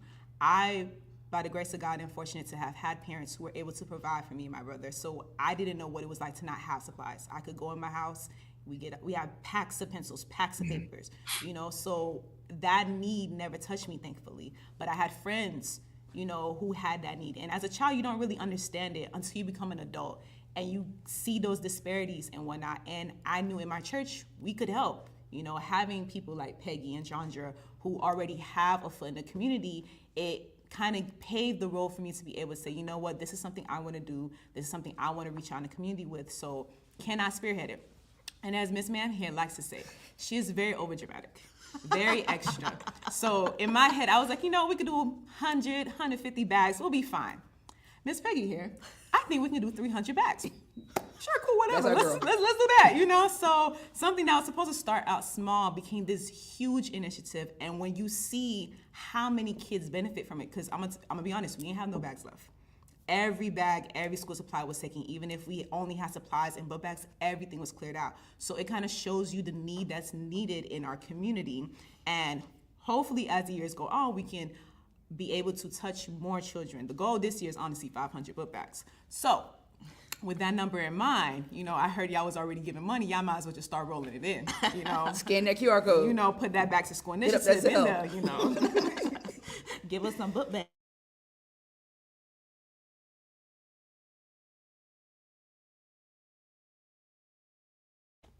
I think we lost you, Jay. Were you going to He's ask back. a question? All right.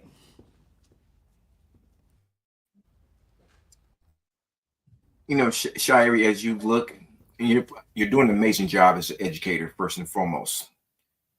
As you look at it, and you see children that come, and now, what does that do for their self-esteem or self-worth as they go into a classroom being prepared?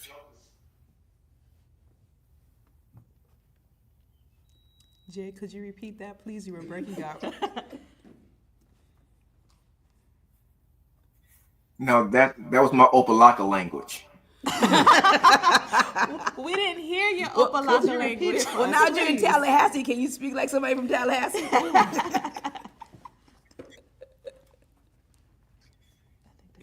Heretofore, you have young children that are looking to enter the educational system. And as they enter the premises for education of higher learning, we'd like to know, what does that do for their self-esteem or self-worth as they go into a classroom prepared with materials? Thank you. I can finally hear your question. That helps immensely.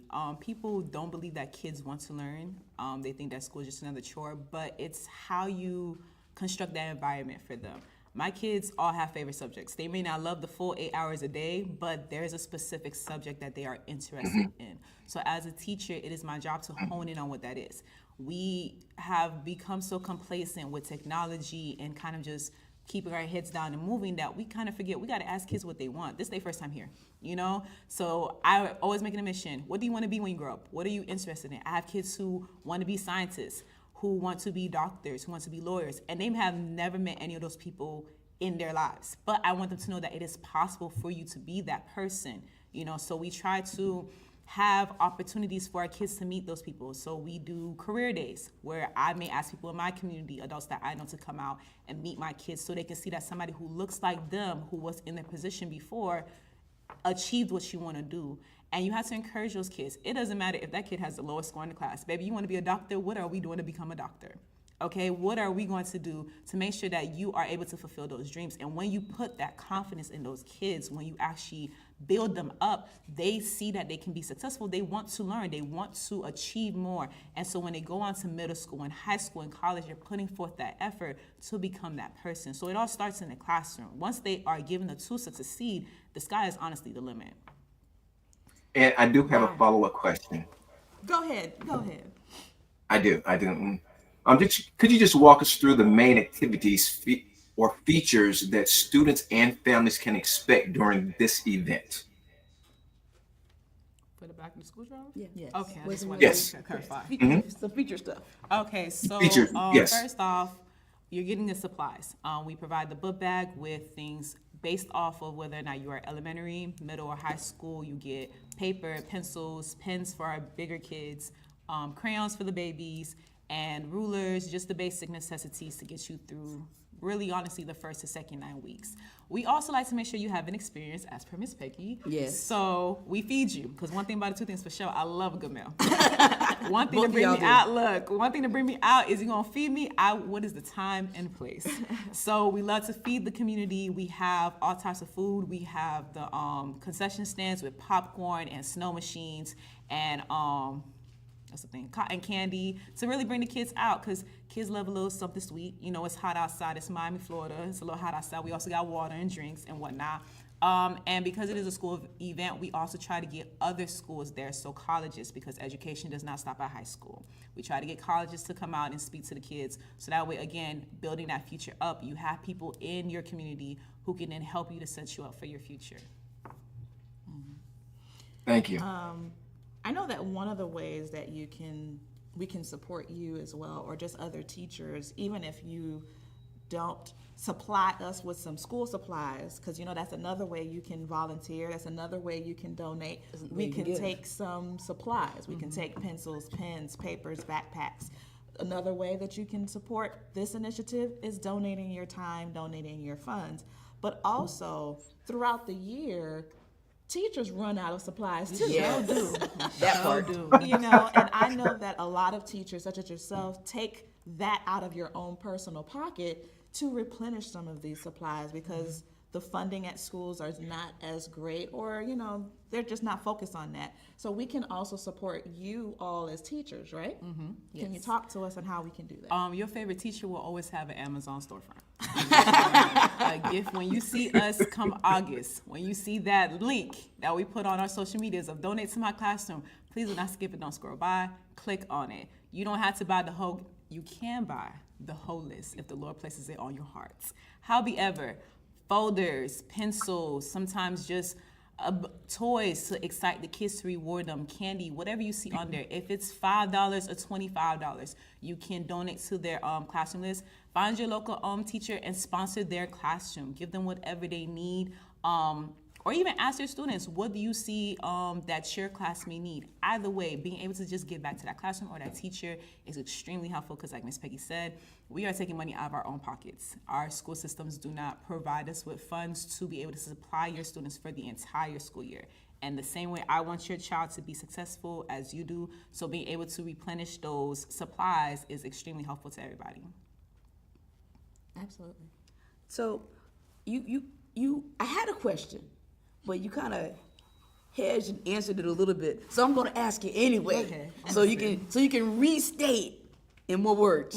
How do you think, or how do you see the back to school event bridging the students' summer experience with their going to school experience? Okay. I want it to eventually be, how can I say this? Not just giving school supplies, but actually preparing them for school. I know summer is a break time event, which, trust me, we all need the break after all the days of school.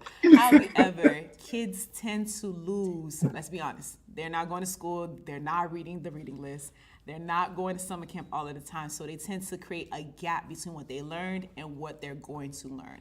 And so when those first 9 weeks hits, you can kind of see it in their progress. It's a lot of backtracking and making sure they're trying to catch up. So what eventually I want this to become is maybe we have tutoring programs here. Oh, okay. Or okay. if we have small seminars, if you're interested in a certain topic or activity, you know, there are kids who want to be fashion designers, who want to do arts and crafts and things like that.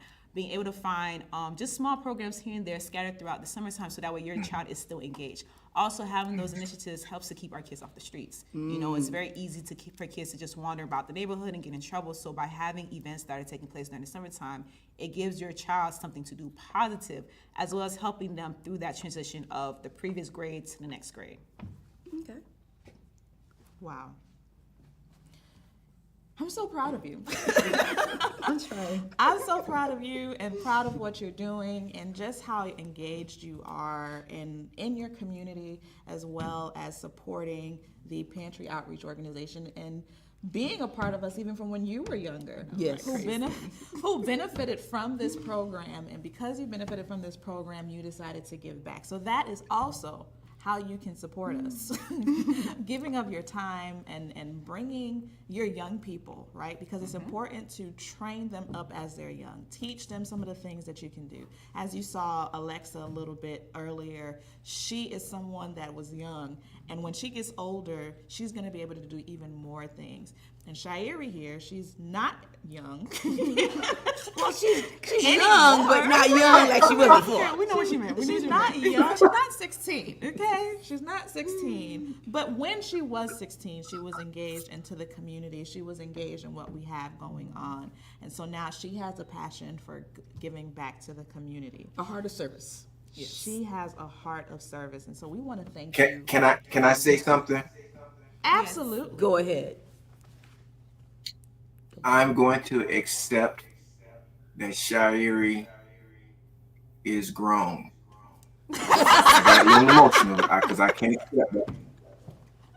I'm like, why is my baby grown? So I'm going to accept that. I'm cool. I'm good. I'm good. Well, even if you don't accept it, she's still grown. So That part.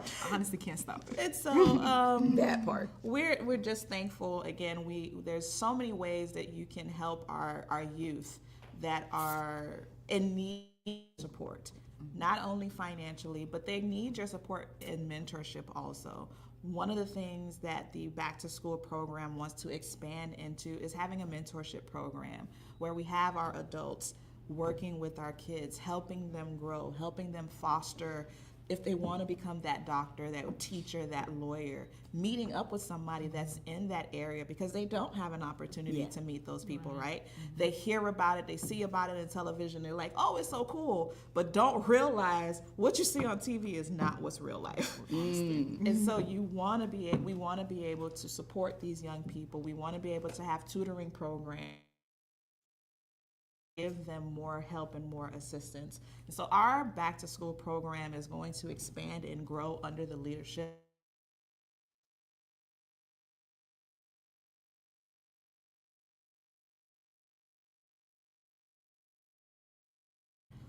what we're going to do right now, we're going to transition over into our merchandise area. And right after that, we're going to take a quick 10-minute break. And we're going to come back with fresh and new things that we want to talk about and expand. So, handing it over to our merchandise area. Hey y'all, I'm back again. And like I said before, we've been showing a couple of new things.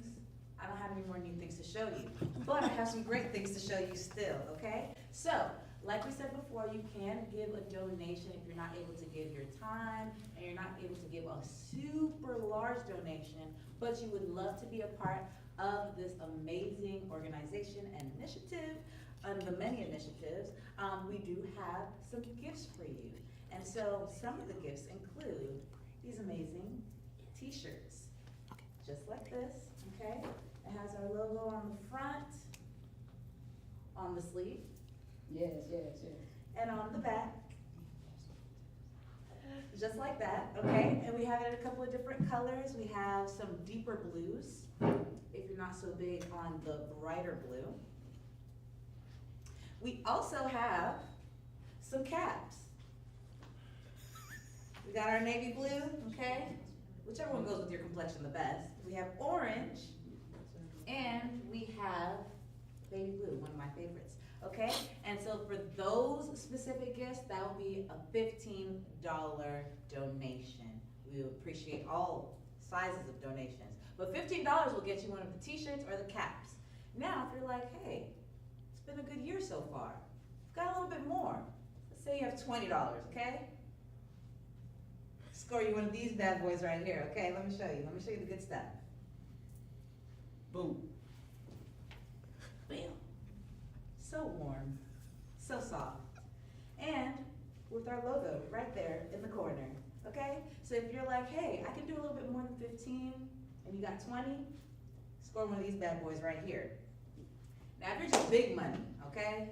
You're like, hey, the bonus from last year is trickling over into the new year, amen? We can get you one of our double-decker blankets, okay? Larger, darker, thicker, possibly softer, Okay. That'll really engulf you. Do you see that? Okay? Now, you have $40 for us. It'll score you our double-decker blanket. Still with the amazing logo on the side right there. But it's going to be warmer, it's going to be thicker, it's going to be softer, it's going to be larger. Anything that you have to give, we will appreciate. But just remember, we've got 15 for our t-shirts and our hats, 20 for, our base size blanket. Still large, still can cover you. Amen? Like the blood of Jesus. But if you have $40 for us, we're gonna get you one of our big double-decker blankets that'll keep you warm through the AC units, because we are in Miami, Florida. It doesn't get that hot outside, but inside, if you're a cold girly like me, you might be a little chilly, get you a double-decker, $40.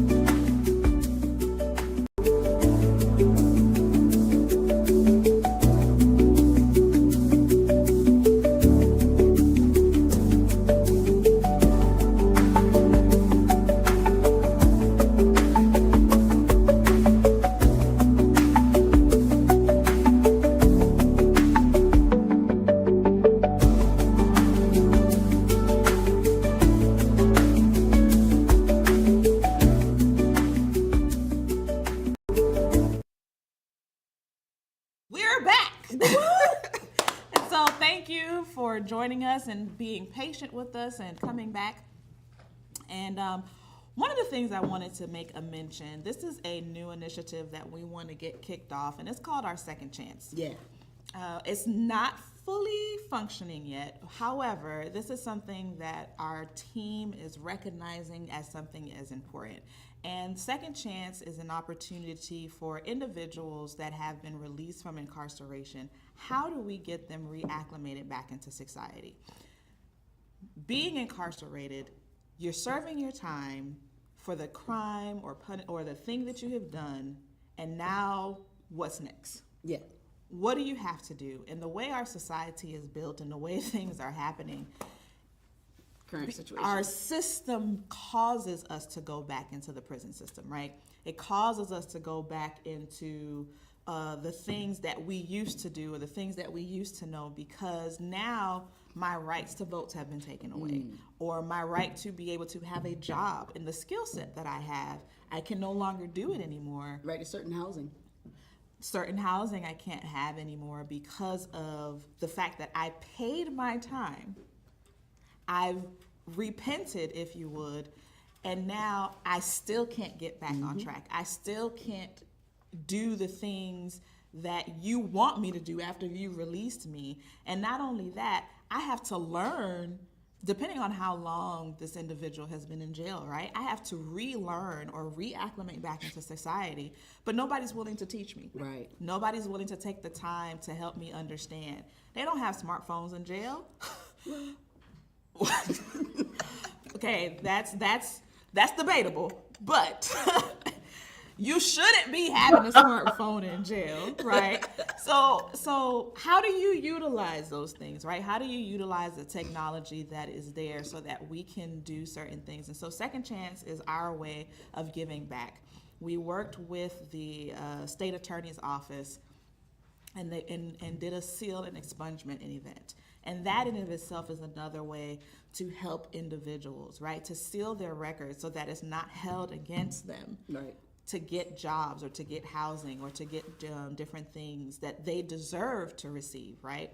And also learning what can be sealed and what can be expunged. Not everything can be. So just as an opportunity for them to be able to go and do those things. And individuals that can have their records sealed and expunged, you don't even realize how many steps it takes Yes. to have that process. You have to go to the DMV, you got to go to the state representative offices, then you got to go to this location to get this signature, then you got to go to that location to get another signature. It's like a 7-step process. It's a whole process. And so what the seal and expungement event is that is held by our state attorney's office, it brings all of the departments together so that it is a one-stop shop. They go from this table to the next table and to get all of the stamps, notarizations, all of the checks, everything that they need sealed in an envelope ready to mail out. Except for they need one more thing when they get the whole envelope.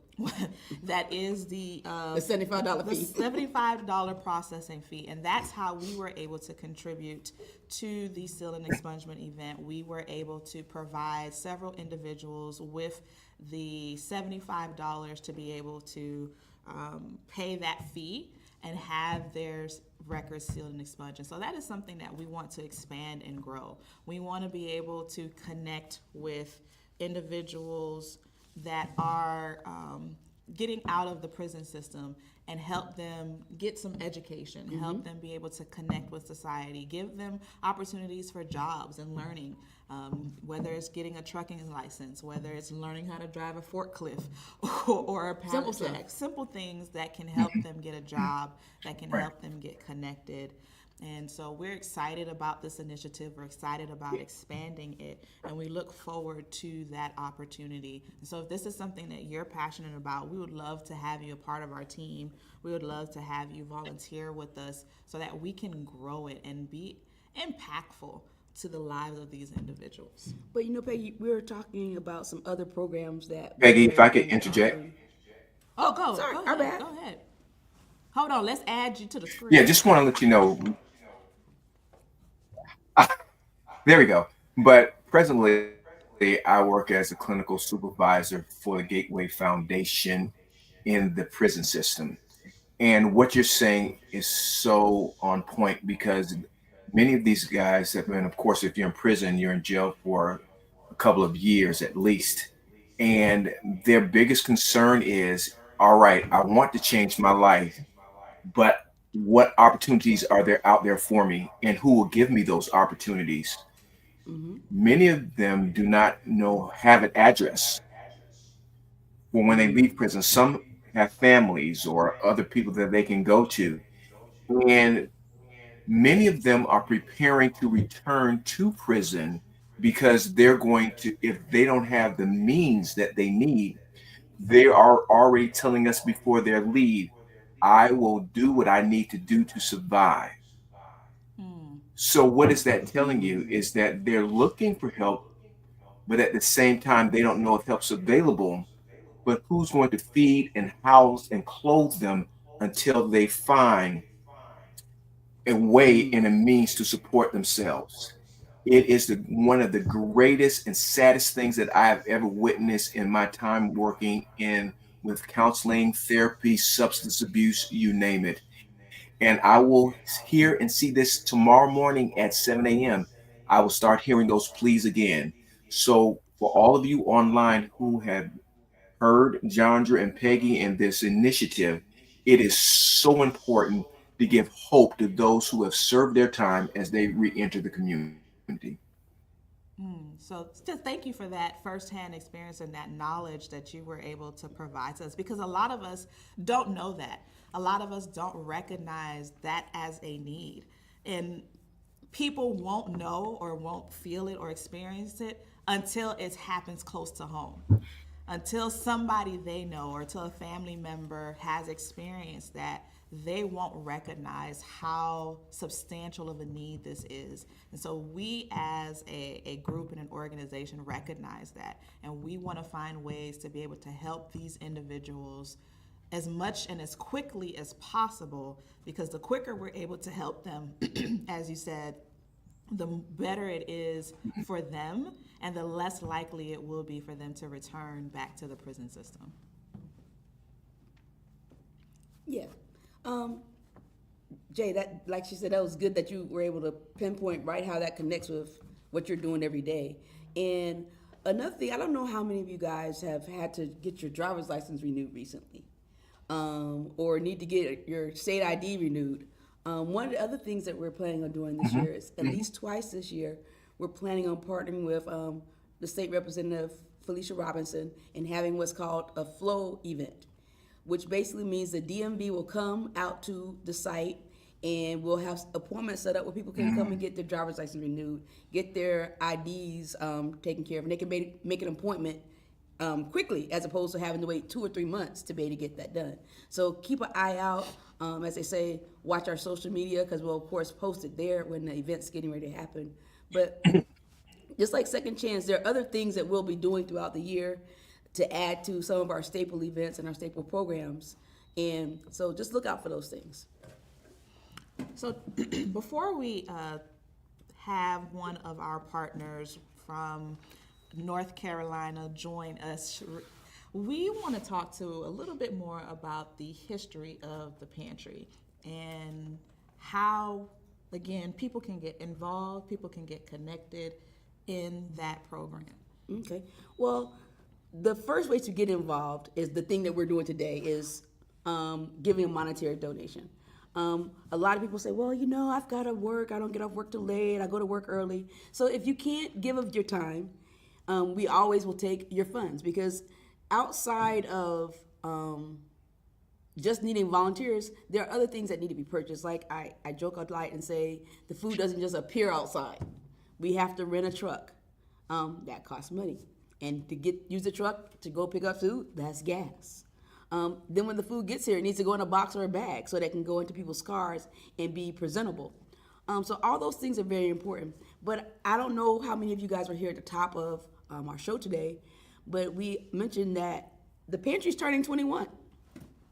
And so that means 21 years of service here in the Miami Gardens and the South Florida area. It initially started with some people from Mount Pisgah Church who, well, actually, let's take it back before them.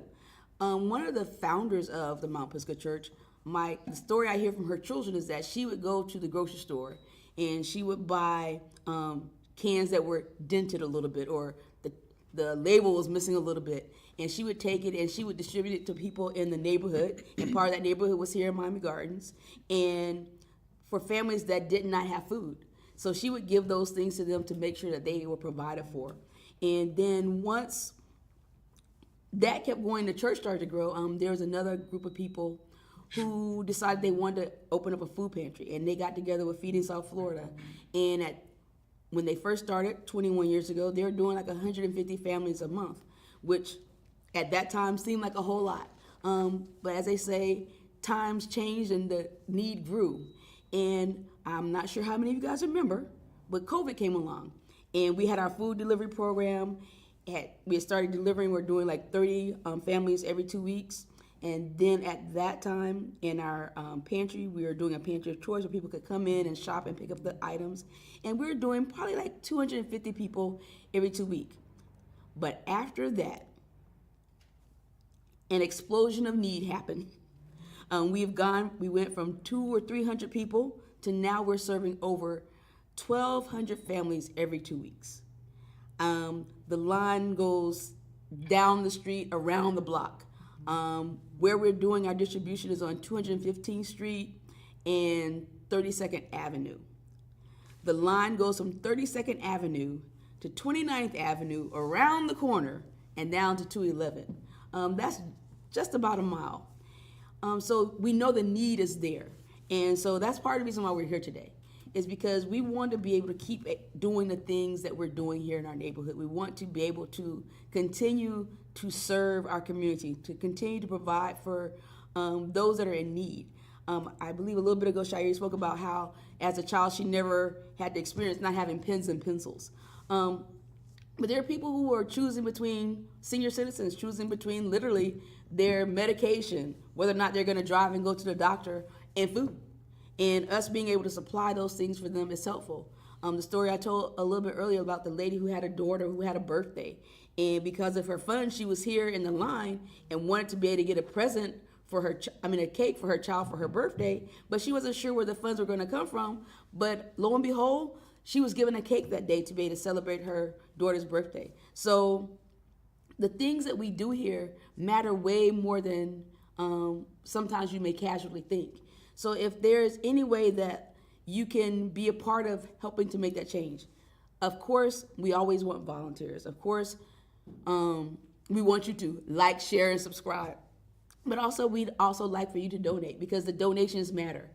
Every dollar that is given today will go directly to benefit the work that we're doing here in the community. It won't go to buy Peggy a new shirt or me a new pair of sneakers. It's going to go right into the work that we do in the pantry, getting food, making deliveries, and helping those that are in need.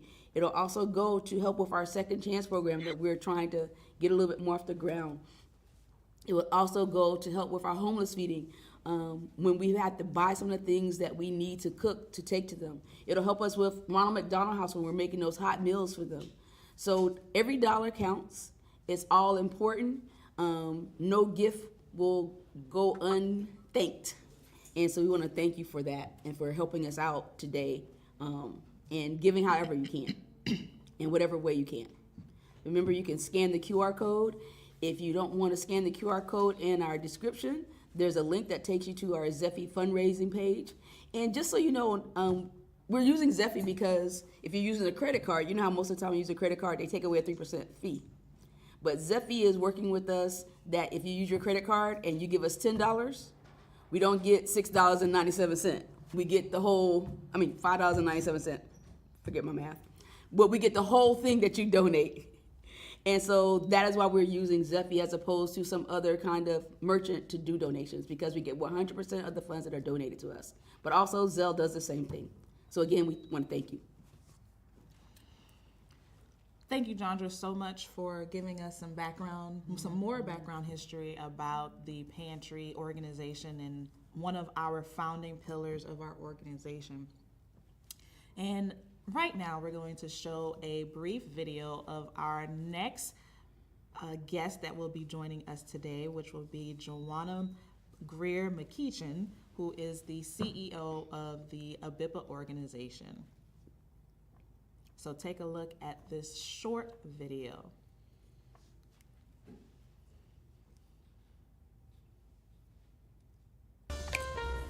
Working with ABIPA, Asheville Buncombe Institute of Parity Achievement, has been a great honor and joy over the last 2 years. Our first collaborative effort took place in 2022 when the ABIPA crew came down to Miami Gardens, Florida, and volunteered at our pantry food distribution and our annual Angel Tree program. We had such a great time together that we knew this partnership will continue to grow, and it has. The Pantry Outreach team went up to Asheville, North Carolina to volunteer at their food distribution program in the following year.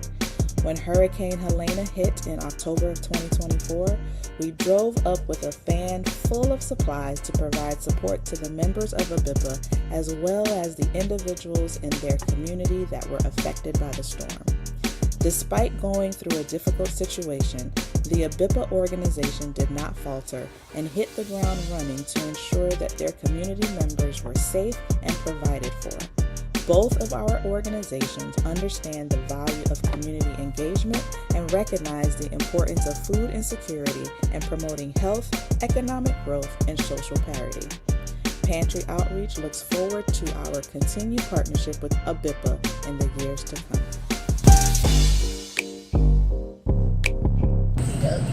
So I'm here volunteering today with ABIPA.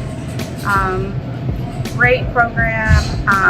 Back in my day when my family had to receive food boxes, there was no fresh produce. It was all canned, processed, sometimes expired.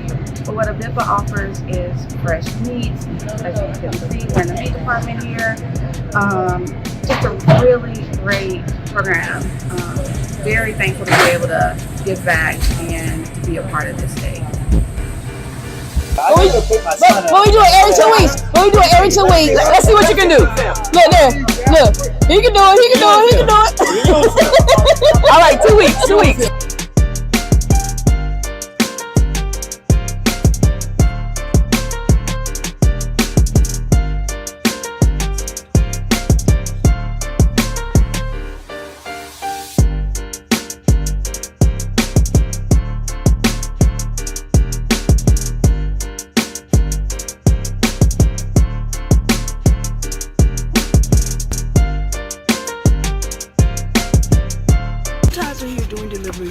Things come up, and so you have to, because of the amount of food that's being given away, you have to stop and retape the boxes to keep all the goodies inside.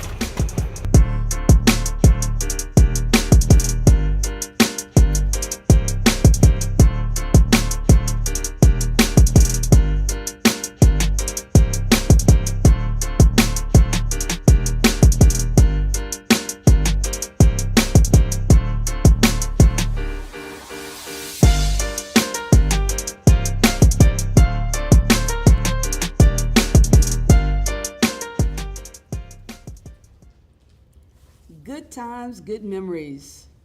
So, welcome to our Share-A-Thon.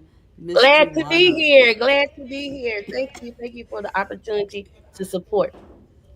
That video just really made me feel good. Hello. I see some familiar faces. Hello, Jay. How are you? Hello, Peggy. I'm glad you What's up, liked the Gwen? video.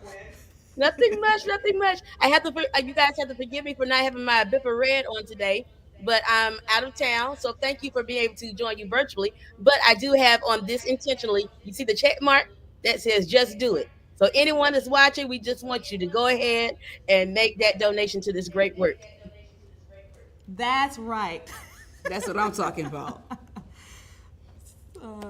Well, we're gonna get right to it because I know you're gonna be able to share some gems with us. But we want to talk about a little bit about what you do at ABIPA, and then we'll talk a little bit about the things that ABIPA and Pantry Outreach are doing together.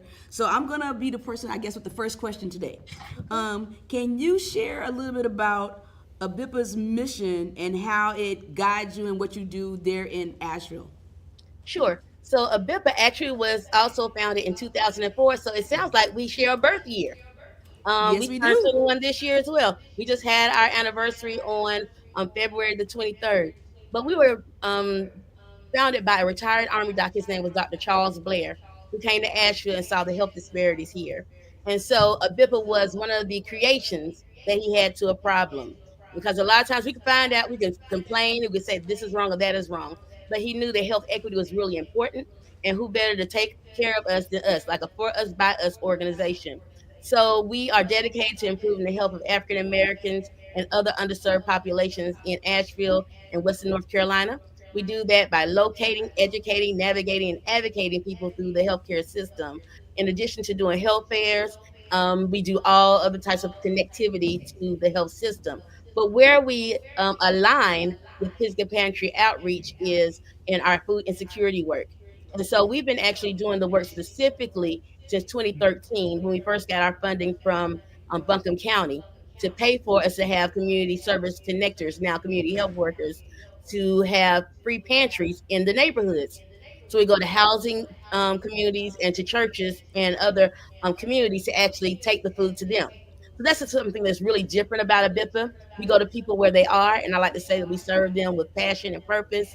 And really, that's what we do and why we do it. But what's really interesting to me and encouraging to me is how the work that we do align, and then how in Miami you all serve a much larger population, and we serve a lot of rural. But with that said, both of our organizations really are the hands and feet of God. And I think that's the best testimony we can ever give is how can we take care of our fellow man with passion, purpose, and with dignity. And so with that said, I just know that this work is good work, but good work also takes money. And that's why we're doing the Share-A-Thon today. I know one of the pastors here says the biggest nation is the donation. So we need the donations here. That's what we need.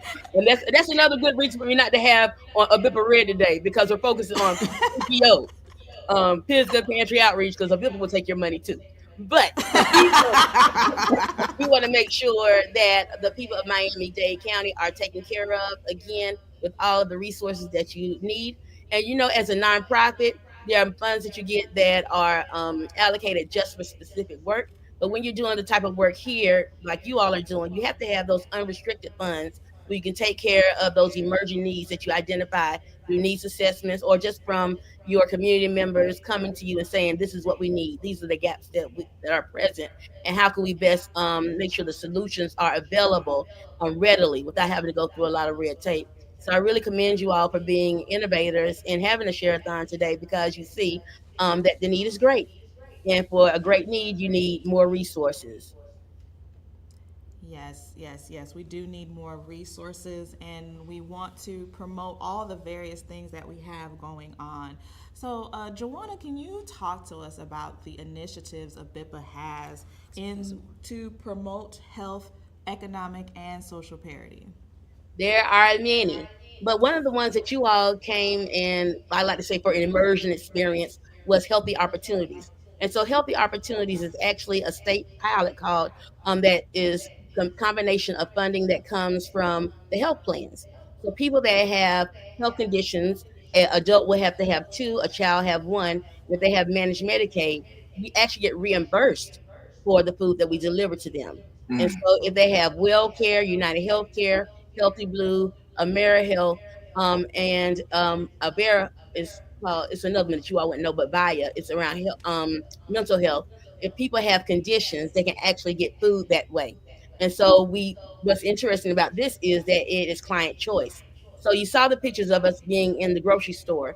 We actually send a link out where people can order the food so that people can make healthy Mm. options and easy options. And so they actually can pick out from, look, don't get too happy. They can't just order anything. But we do provide them with a list of things that I pre-shop for, and then they can ask for 5 things that aren't on the list that really will help their family out. And so people can say, oh, well, they just should be happy that they're getting something free. No, we want to make sure that, again, the healthy option is the easy option and that we're supporting people with things that we would want. So we don't give out expired food. We don't give out anything that's questionable. Mm. We give out Mm. things that we know that will really nurture people's souls as well as their bodies. We've had messages back saying that they have blessed boxes because we are very Mm. intentional about how we put the food in there and Mm. what contents we have.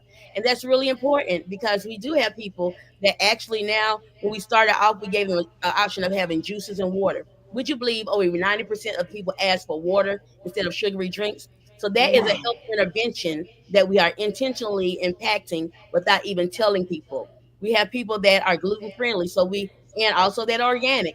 So we're able to make organic boxes. And look, this is something that the Adventist world over there in Pisgah Pantry Outreach will be encouraged to know that we have a lot of vegetarians and vegans that also Mm. ask for those type of options. And so I think that's what's really important, even about the work that you all do, because you may be trying to also support people that have those type of needs, but right now you're not able to because you don't have the funding to do so. So support from something like this would allow you all to really a la carte some of the things for some of your seniors, some of your children, your families that may have health conditions that they can't just really use the regular food that you may be getting from your collaborations with Feeding South Florida. And so again, I just encourage people to really think about food and as one of the entering wedges to community health. We have to take care of the temple, but then we also have to go out and do good. And what does that look like for us? Whether it's eating, whether it's giving, or whether it's giving our time, our talent, or our treasure, it's really important. And so again, I can go on and on about a bit, but today is about Pisgah Pantry Outreach. And we just know that you all have been doing amazing work. I have to say verbally, thank you all for the assistance that you all gave us when Hurricane Helene hit. Because you know, us in the mountains, we have no idea about tropical storms and tornadoes touching down. But you all came with your expertise in addition to the Adventist Community Service, and we got tractor trailers all the way from Southern California to really help us out. And so now that we have really gone past um, the touchdown and the recovery, now we're thinking about the long term recovery. And so we know that we're in this for a long time because a lot of our neighbors are still suffering. Actually, I have a house that was impacted by about 3 feet of water. The walls still need to be taken out and refurbished, and so we just know that needs like this are really important. It's important to have um, partnerships across the miles that really allow us to do the work. And also, you know how it says iron sharpens iron, iron sharpens Mhm. iron. I believe that we sharpen each other because we have some skill sets and some niches that you all learn from, and you all have the same for us. So again, I want to publicly say thank you to anyone in Miami who sent things up our way. And just continue to pray for us as we continue to pray for you. And we look forward to continuing our partnership because it is the Asheville Buncombe Institute of Parity Achievement.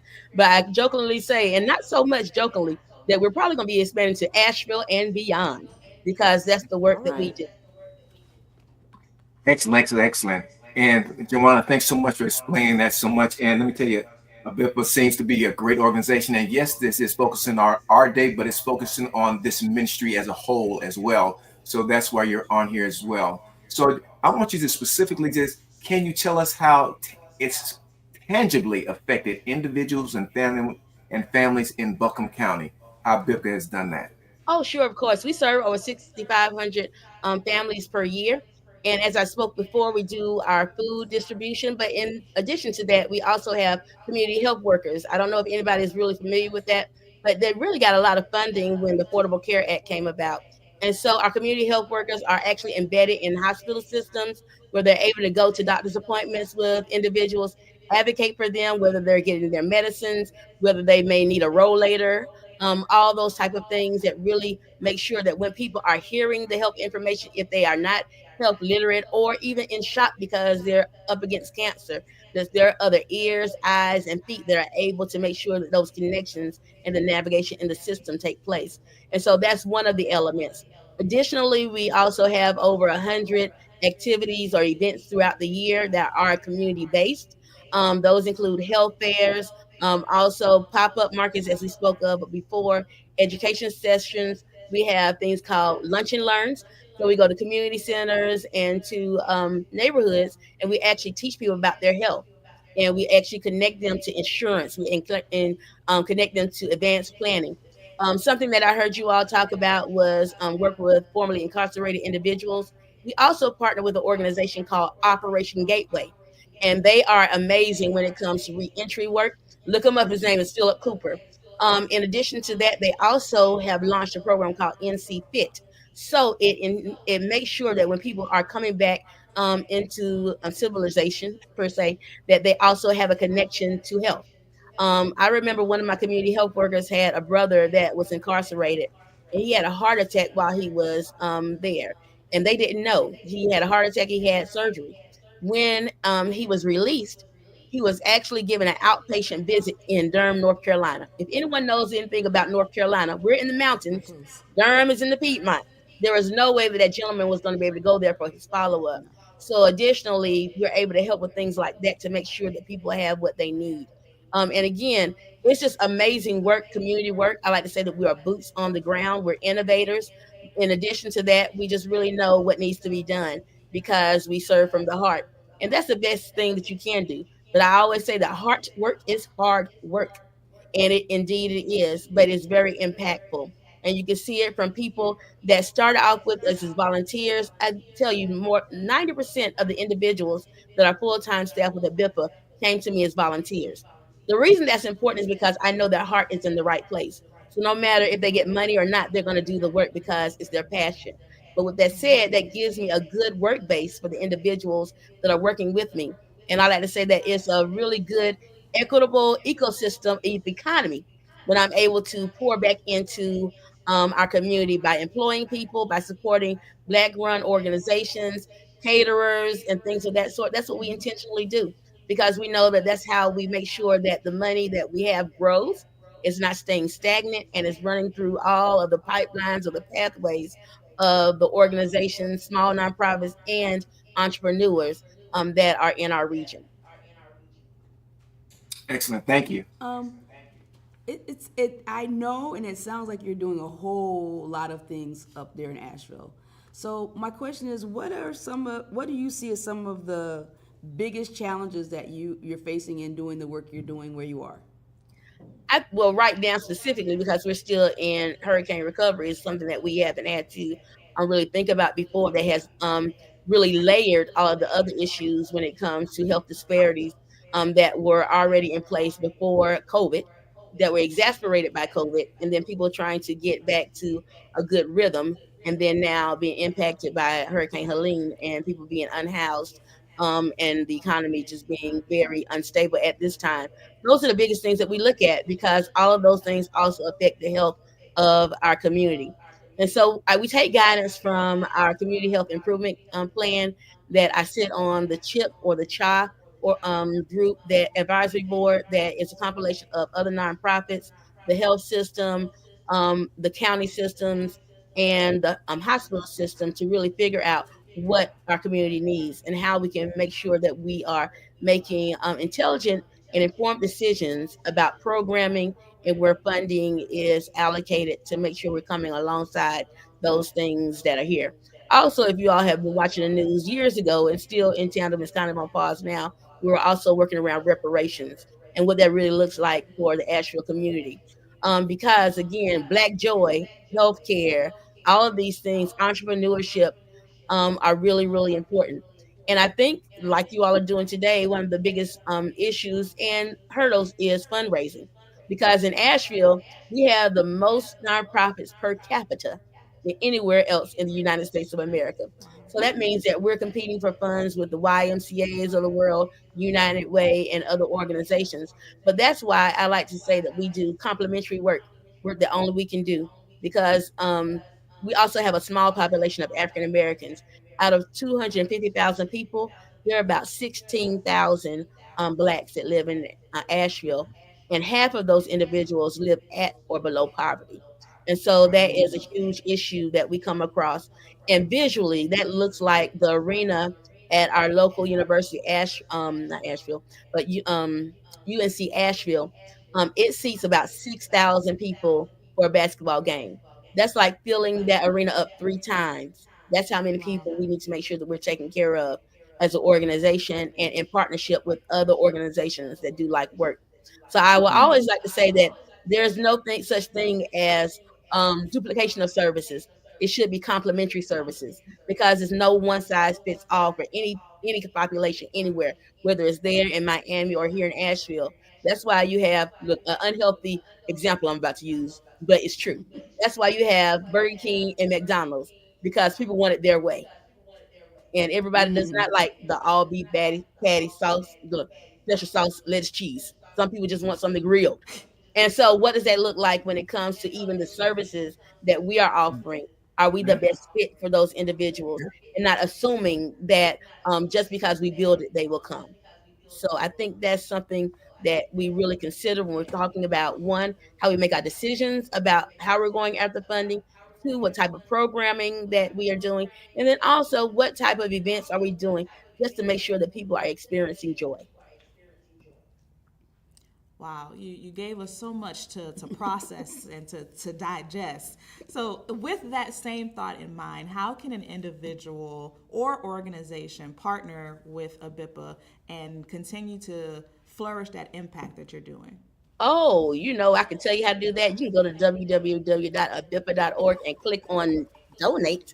But also from across the miles, we encourage people to come and visit. Whenever you come to see the Biltmore Estate, come and say, Abipa, we're here. We want to serve. We want to learn. We really encourage people to do those emergent experiences because, again, we always have something that we can share and that we can learn at the same time. You can also listen to us on online. We have a radio show that comes on every Tuesday and Thursday, Body and Soul, that I host on Tuesdays at 10:30. So you can go to WRES FM 100.7 on your FM dial, and if you look it up online, you can listen to it live. Additionally, we have a health page in the Urban News, which is one of the African American run newspapers here in Asheville, to keep up on the know and what's going on and how you can donate or again donate expertise. We always have conferences, lunch and learns, anything like that that you would like to come in and do a presentation. We also partner with our churches here with a praise effort. That's something else I didn't talk about because church health is really important. Because one of the texts says we above all we want to prosper and be in good health. And so, how do we do that? So, our program that we did with the area churches was we went in, we gave them a health curriculum, and then after they filled the curriculum, they were actually designated as healthy churches, not necessarily because they were the healthiest, but they were striving towards that. We were then able to invest in them by giving praise awards to them from $100 to $1,000 for their health ministries so they can either build or expand on those mindsets. And so intentionally, if people there want to come and be speakers, come on in. We're making sure that we have a speakers pool too. And we really do want to make sure that we are growing our own when it comes to professions, whether it's doctors, lawyers, all the like, so that the children and individuals here can see people like them in those positions that have great experience, expertise, and to share with them and to also encourage them that it can be done. I don't know if Wow. you have the same number of hours in a day that the rest of us do. Well. I will tell you, well, it is what it is. It's very hard, but again, it is what I know that my passion is. And I always like to, I don't know how far we are on this, but I just encourage people to use their powers for good. Because God has given all of us something specific to do, whether it's a smile. Oh, yes, hold up the bottle. Yes, use your powers for good. That is from a Biffa. Because we all know that we have been given something innately that makes us special that God has gifted us to gift others with. And so I just ask those that are watching today to really use your powers for good. Find out something that is parallel in your profession and your personal life that you can really be passionate about because that will falter any type of depression, unsettlement, or anything else when we know that we're doing what we are placed here to do. Excellent. Well, Peggy, she probably works 8 hours, let's say 8 hours a day doing some stuff like I say maybe 8 days a week, 25 hours a day, 13 months out the year. That's how long she works. So we're just gonna leave it right there. So let me just ask you this. You've mentioned so much, and I mean, you seem to have a wealth of knowledge and information about um, the whole industry that you're in. But what specifically has BIPA and Pisgah Panthers, or not really Pisgah Panthers, but the Pisgah Pantry, what have you all collaborated on specifically? What programs have you collaborated on? Oh, that's really good. As in the package, we came up and we helped out with the immersion experience from ourselves for you all's food distribution and your angel tree. But also, you when they came, we also helped out with making sure that we thought about how to expand the way that we capture our data when it comes to our pantry or our free food giveaways with like tools like Oasis. That's something that we had not been utilizing. I mean, our county has not been utilizing something like that. So that cross sharing really has been able to make sure that we have tools in place to really elevate the work that we're already doing. Then also from our standpoint, we're able to share about granting opportunities or people that Pisgah Pantry Outreach should be looking towards getting support from, whether it's your county commissioners, whether it's your United Ways, and other traditional and non-traditional organizations that can really support the work. Additionally, just this year, we were able to send 400 turkeys to you all because of the shortage that was there because we have an over. So I like to give a shout out to Motivational Transportation. Taj Holness is the driver of that. So he came here and he actually drove all 400 of those birds down to Miami.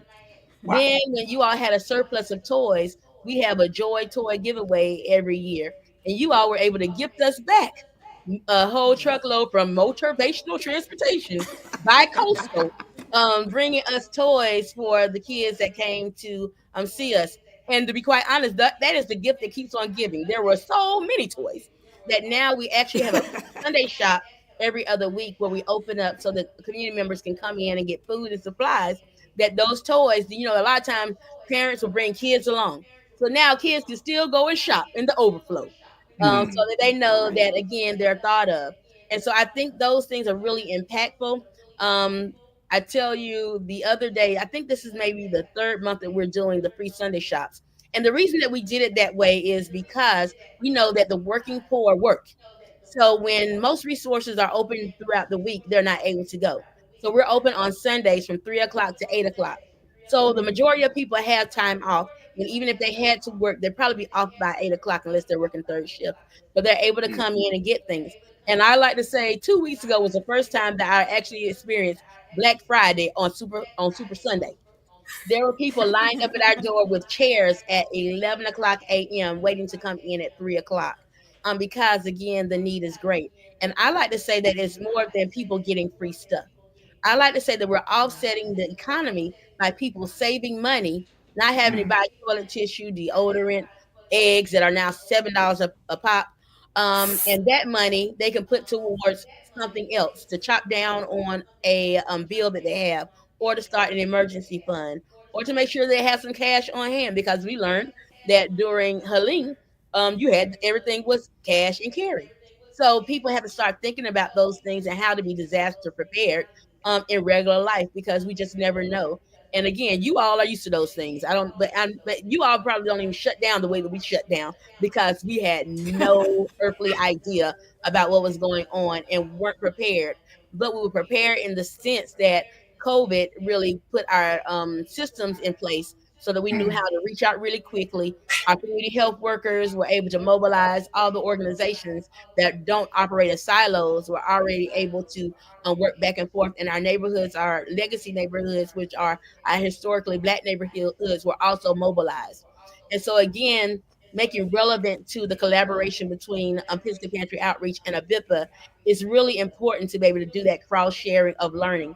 And sometimes those resources can be monetized and evaluated, but a lot of times the qualitative information that comes out of it is really even more important than those numbers because each individual or each number that we talk about is actually a part of a family, which is a part of a community, which really reflects population health. And I think that's what we really want to make sure that we're always thinking about, even when it comes to the work that Pisgah Pantry Outreach does, is that you're affecting population health through food insecurity and more as you continue to give more offerings.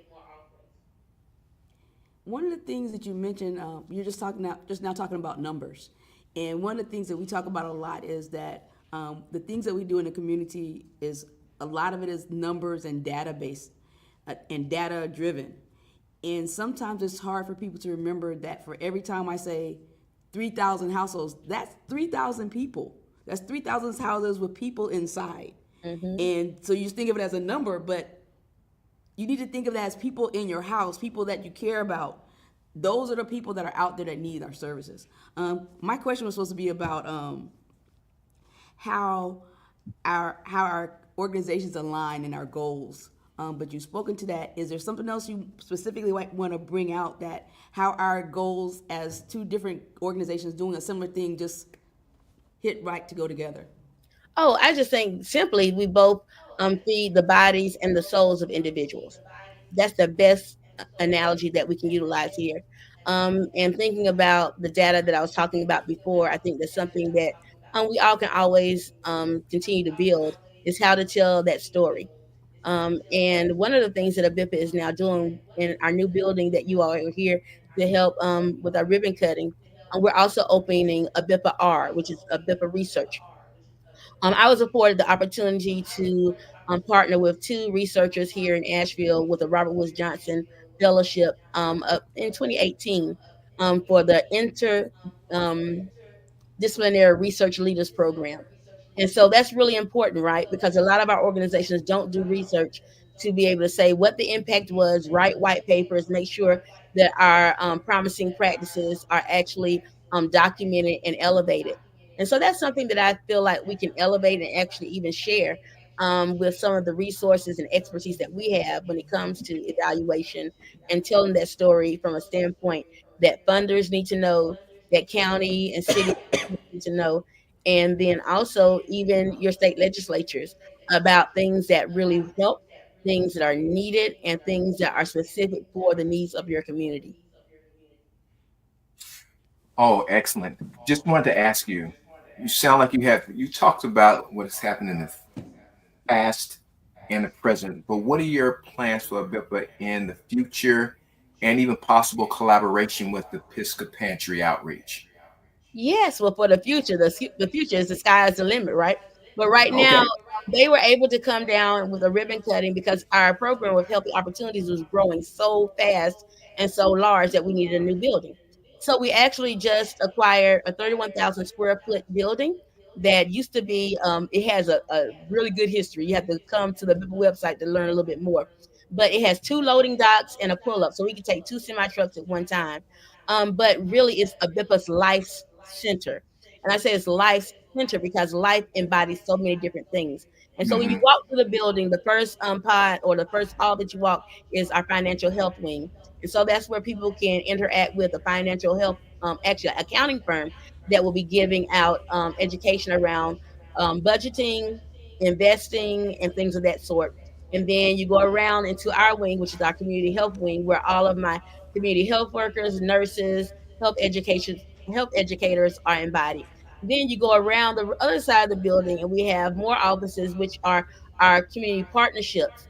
And so we are opening up pods or office space where other entrepreneurs or small nonprofits of color can enter at a small price of $500 a month. And you say, Joanna, how did you come up with that $500 a month? We were in partnership with one of the local churches, and we had been there for 12 years. And we had one little office space and access to other spaces there, but they only charged us $500. I like to say that they were our city of refuge to continue to build and grow without having to worry about overhead. And so I want to be able to replicate and pay that forward to other Black organizations that are in the same space.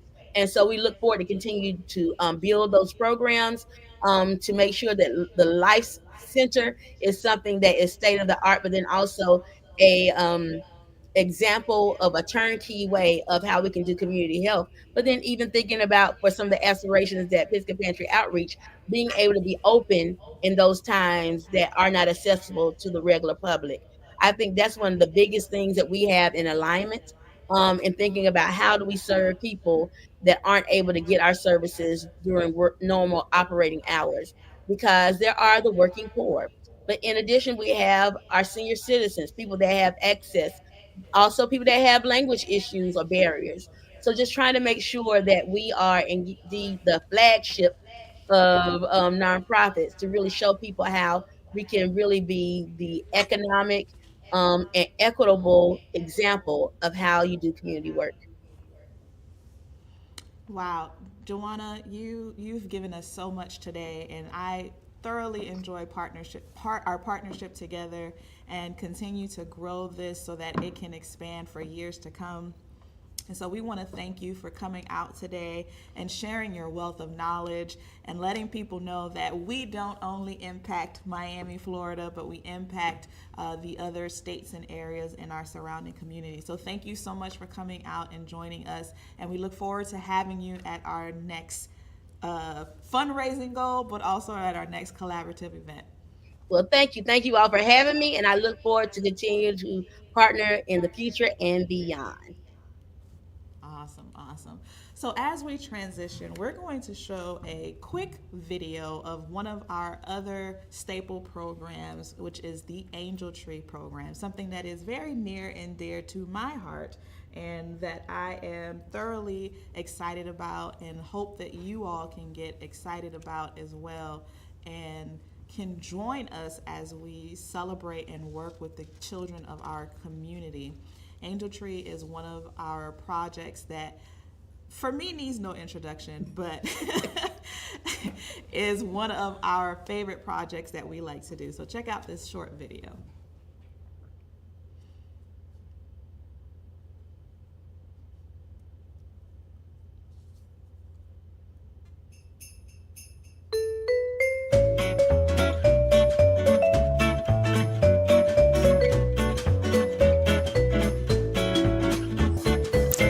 Since 2019, we have been in partnership with Prison Fellowship with the Angel Tree program.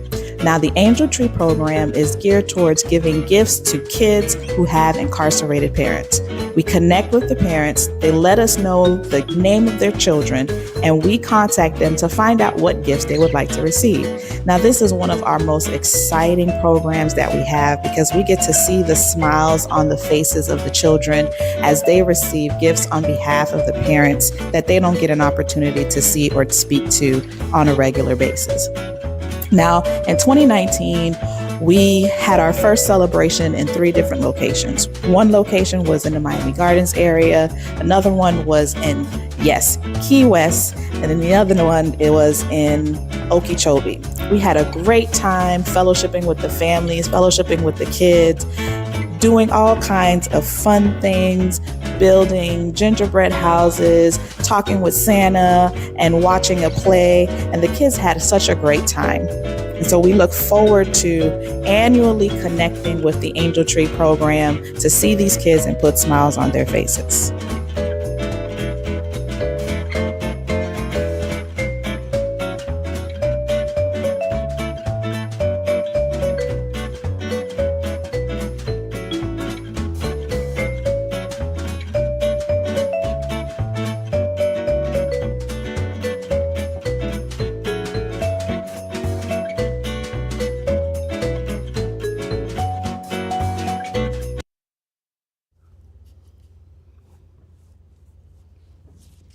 All right, now Peggy, Yes. I had a list of questions for you, but we're gonna scale it back because I know if we start talking about Angel Tree, we're gonna pass our cutoff time. So, first, I know that you love Angel Tree. It is your second baby right after the diaper drive.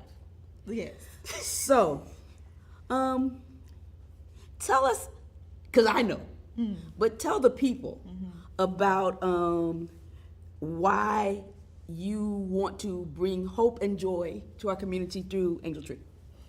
So Angel Tree, if you didn't hear or are unaware, it's a project in partnership with Prison Fellowship, and it gives an opportunity for young kids that have incarcerated parents to be able to receive a gift on behalf of their incarcerated parent.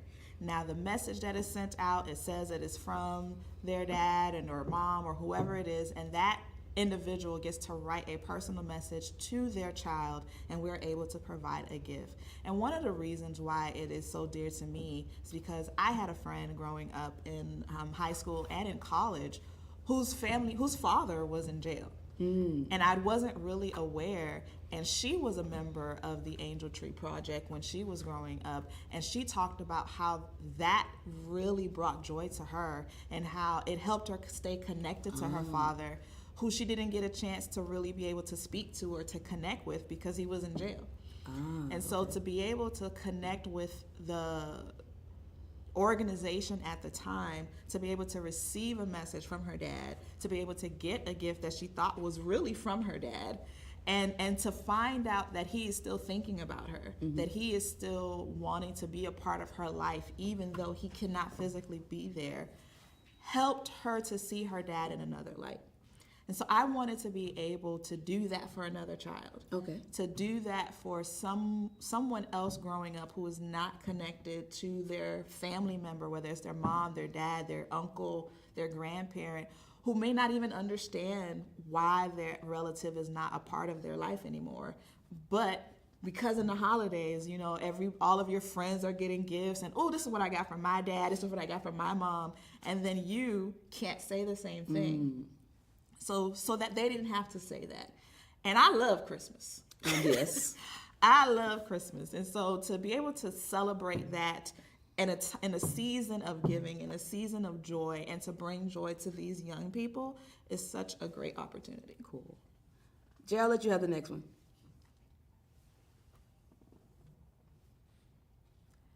We can't hear you, friend. I think you're on mute. I was on mute. Thank you. No, I apologize for that, but trust me, you want me muted sometime. But how is it that the community can really be contributors to the Angel Tree Drive, from donations to volunteers, because it's so impactful? Can you share? Yeah, so community members can be involved by selecting a child. So on average, we get about 200 kids. Can you believe that? That's not even touching the surface of how many kids that are having relatives that are incarcerated. So we get about 200 kids, and people in the community can pick a name out and buy a gift for that child. And so that child will then receive that gift on behalf of that individual that's incarcerated. So that is the most important way, and the quickest way, and the best way that you can get involved. Another way that you can get involved is participating in either delivering the gifts to the kids or coming to our in-house celebration where we feed them, we have face painters, we have, we're looking to try to get musicians at one point, showcasing a movie, cooking some food. We have hot dogs, pizza, popcorn, you name it, we have it. Remember, hot she likes chocolate. to eat people. Hot chocolate, cookies, and so you can come out and pass those things out or share your experience with these young people and just play some games with them. Kids love to have fun and to play games, and so that's how you can get involved in that experience as well. Or just donate so that we can be able to supply them with not just one gift, but two. Not just two gifts, but also that they can leave there feeling, again, because I love the experience, getting an experience and feeling the love from their community on behalf of their parent. What you're saying about giving them gifts and giving them more than one gift, it makes me think of one of our volunteers. His name was John, and he used to love helping us with Angel Tree. Yeah. And he said one of the things similar to how you said you had a friend, he said when he was growing up, they got gifts, but not that many gifts. And so every year he'd say, who needs a bicycle or who needs something a little bit bigger than the norm, so I can make sure that child has that, so that they don't have to have that sad Christmas, so they can have a Christmas where they get to be over the top. And that fits right in your theme of the event kind of being over the top. Right. So we have a lot of homes, surprisingly, that have 6 or 8 different kids in one home. And so that decreases your likelihood of getting a bicycle. That decreases the likelihood of getting a bicycle. And one house in particular, they were living with their grandparent, because both parents were incarcerated. But they were housing all of these grandbabies, and they're older in age. They don't have the time or the resources to be able to help these young people or to give them a joyful Christmas. And so when we came by with bags and boxes full of toys, it just brightened up the day for not only the kids, but for that grandmother as well, to know that she wasn't by herself, and that she didn't have to make her kids feel underappreciated because they didn't get to have a Christmas gift this year.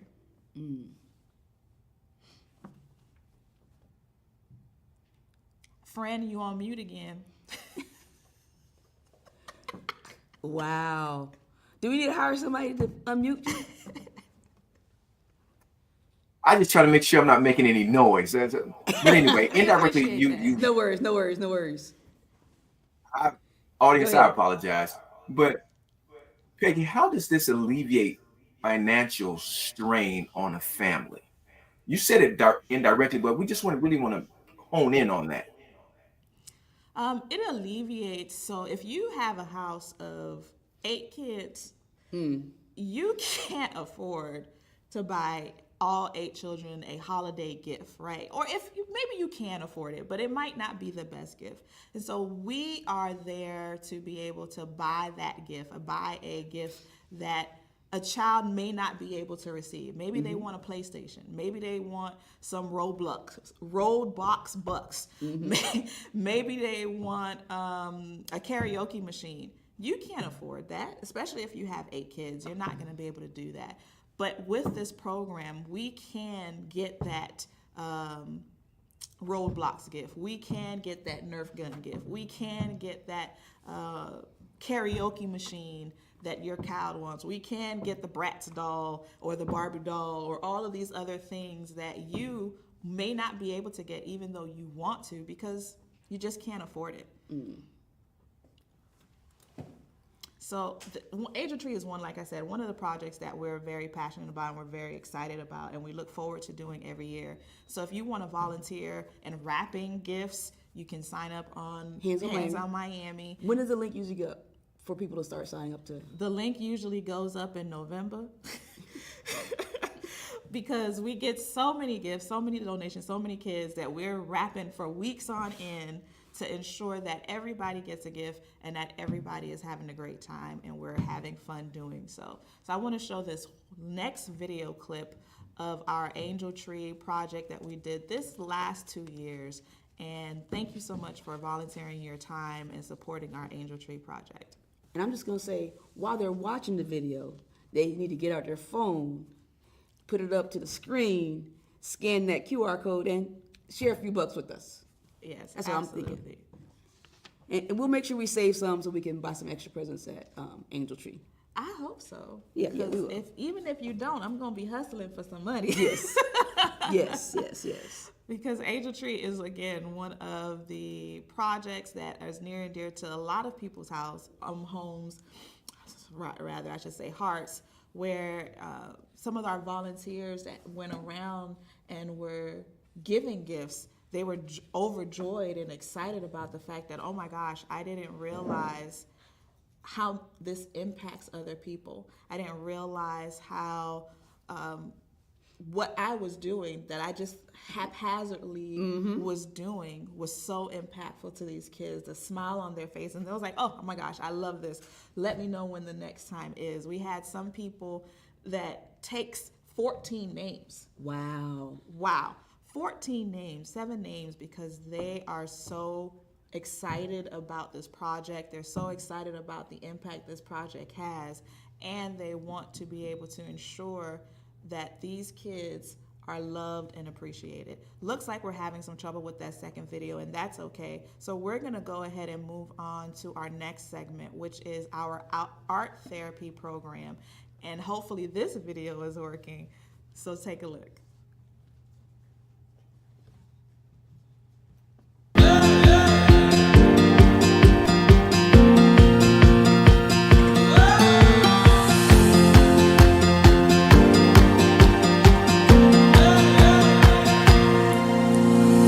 Art Therapy is a program created by Alfrena Musa, aka the Art Minister, to bring individuals from all different backgrounds, ages, gender, denominational, and non-denominational together to find healing of the heart and mind through art.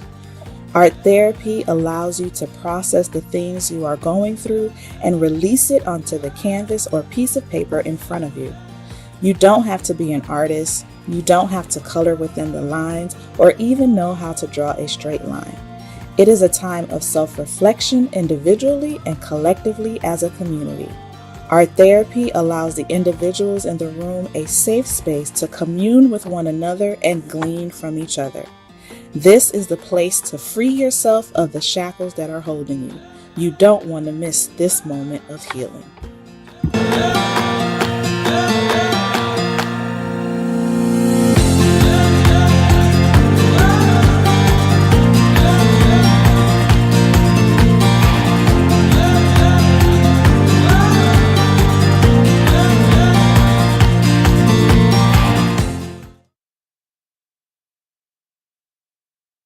All right, welcome to the table, the art minister. Woo!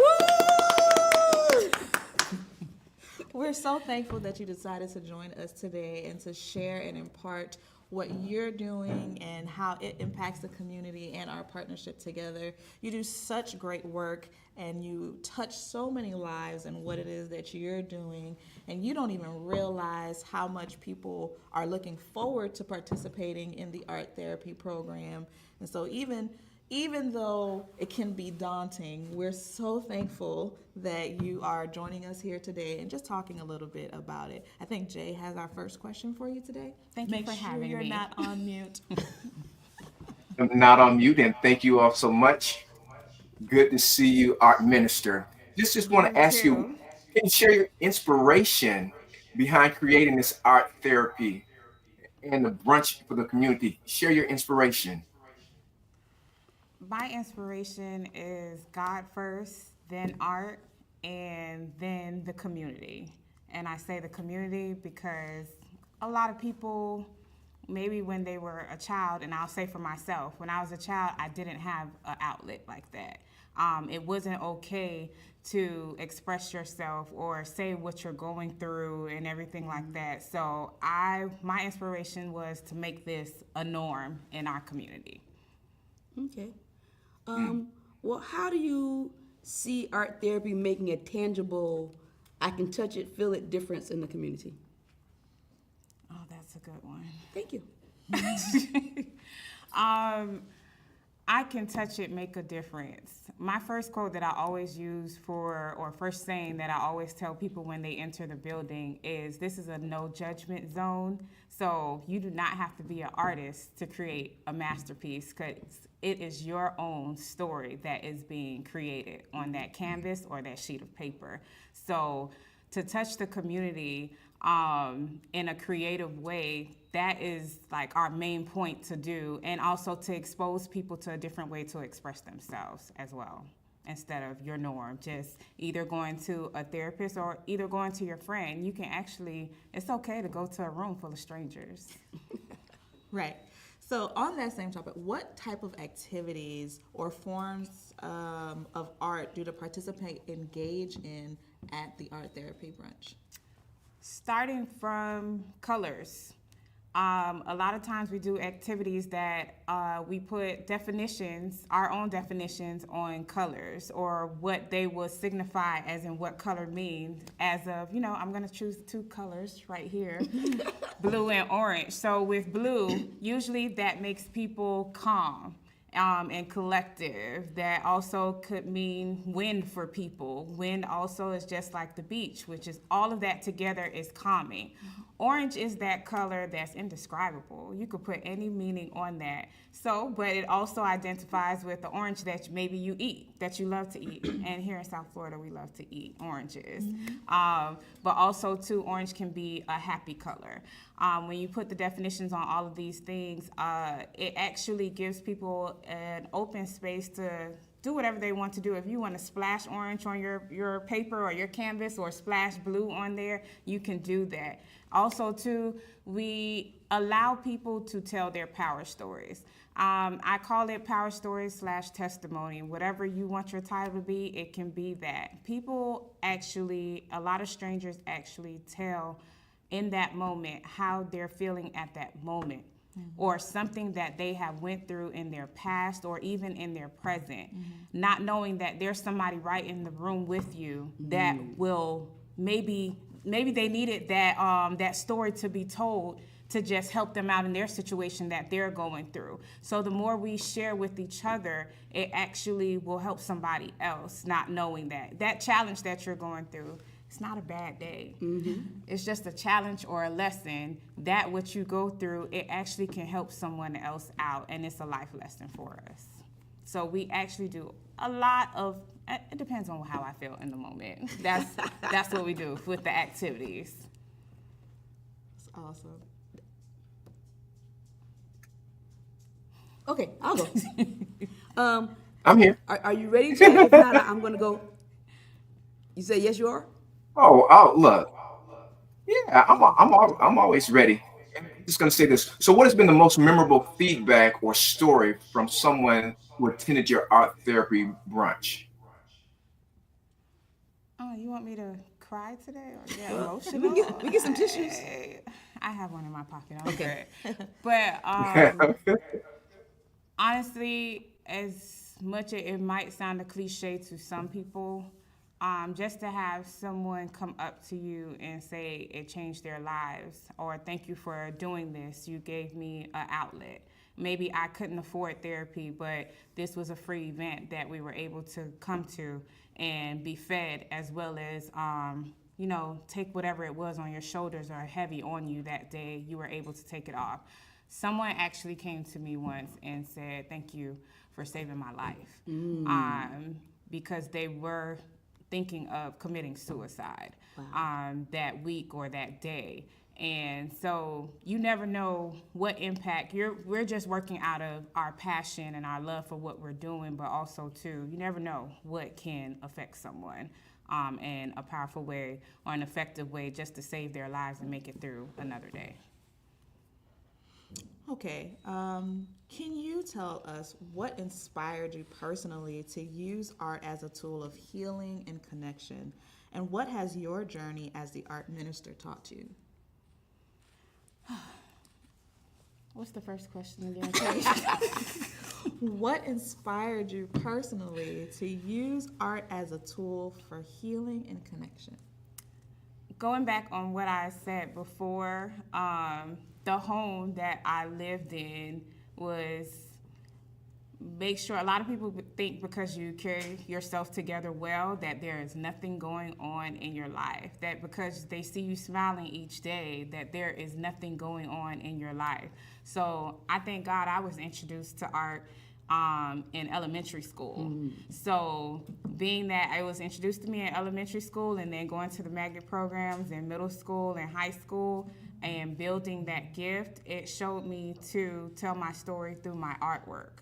And a lot of my middle school artwork and high school artwork, there are stories and they're all over the place, but they stay hidden. So sometimes I pull them out because one thing I do try to teach people that comes to the art therapy program too, I definitely express my feelings and tell people my personal journeys that I have experienced or difficulties that I have experienced. I am not going to just be the host of an event. I'm actually going to let you know I probably went through something that you may have went through, and let's fix that. Let's go forward in that with greatness. So with that, and your second question, madam. The second question was, what has your journey as the art minister taught you? It taught me that I am human. And I will say that because I did not know how successful this event would be. I didn't know we would have like 100 almost plus people in the building each and every time. And when I did take a break this past year, and people were calling my phone and like, hey, when is it coming back again? And I was like, I can't tell you right now because I'm going through stuff, and I can't give encouragement to somebody else if I just feel down right now or something like that. So the journey has taught me to be human. If I can't do it in the moment, I cannot do it. If I can't be Superwoman all the time, and I'm not going to say that I'm always happy all the time. So it's okay to have a broken day, a sad day, any way that you feel. It's okay to feel like that. Don't ever feel pressured to let somebody else be the writer of your life. So Awesome. And our last question is going to be from Jay. Just want to know, what's the hope for the future for the brunch and the community ties with your art ministry? Can you repeat the question one more time? Oh, Okay, was that in Opalaka language? You're breaking up, that's all. Okay. Well, what are your hopes for the future for the art therapy brunch and its role in the community? My hope for the future is, of course, to let our numbers go up more, and us also not just to be known in the community, but globally. So that would be a great hope. We kind of sort of hit that. Thankfully, we have had interviews of us in certain Miami Times and certain magazines and everything like that. So that has been definitely a blessing and a positive impact that showed that it is affecting the people positively who comes into the room and who comes into the building. I also want to just expose people to mentally, spiritually, and in their stomachs, how you guys do. Yes. I just want that to continue to be an outlet for people, and that costs nothing to them. It's just free. Well, we are so excited that you joined us today, and we're so thankful for your ministry and what you're doing and how you have impacted not only the community, but even us, so that we can be able to share this partnership together and be a support system to you as you support those in the community. So thank you for coming out today. Thank you, lovelies. Thank you. So Don't get up yet. We're moving to our last and final segment of our merchandise sales with Cashapp White. So please give a round of applause to our girl. One last time, y'all. We're back again. So, again, no new things to show you, but the amazing things. I still have amazing things to show you. We've got our t-shirts. They come in this wonderful well. And then we also have our caps in different colorways. We've got navy blue, we've got orange. Yes. And we've got our sky blue, okay, or baby blue if you prefer. Now, for those specific items, a $15 donation will get you a piece of the Pisgah Pantry. Yes. Amen. Now, if you're feeling a little bit more generous, and you know the Lord has placed it on your heart to feel a little more generous, we also have some blankets. And this blanket specifically is $20. So if you have a $20 donation for us, you feel all nice and cozy and warm in the soft blanket with, of course, the Pisgah Pantry logo, okay? But you know, if you're feeling extremely generous, because sometimes we are, right? Can lock you into our double-decker blanket. It's thick, it's super soft, it's super large, as you can see. So large I can't even look across my whole entire wingspan. Right? Our double-decker blanket here, it'll be $40, okay? And it still has our amazing logo right there on it. So if you're feeling extra generous, we have our $40 double-decker right here. We have our base model $20 blanket right here. And then we also have our wonderful Pisgah Pantry Outreach t-shirts with the logo on the front, the arm, and the back, okay? And these are only $15, as well as our caps. And the different colorways that we have, orange, navy blue, and sky blue / baby blue.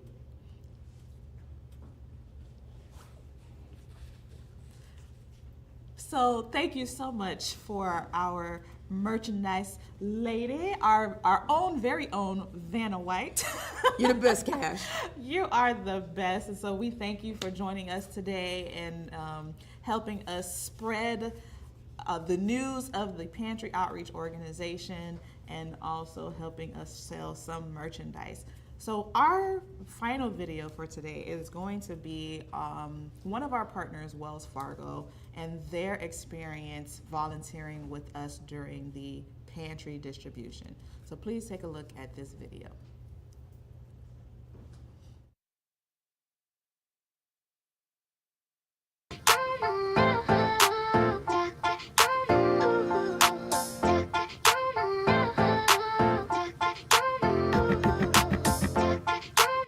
Hi, my name is Sheena Valance, and I work with Wells Fargo, and I had the wonderful privilege of volunteering with Pisgah Pantry.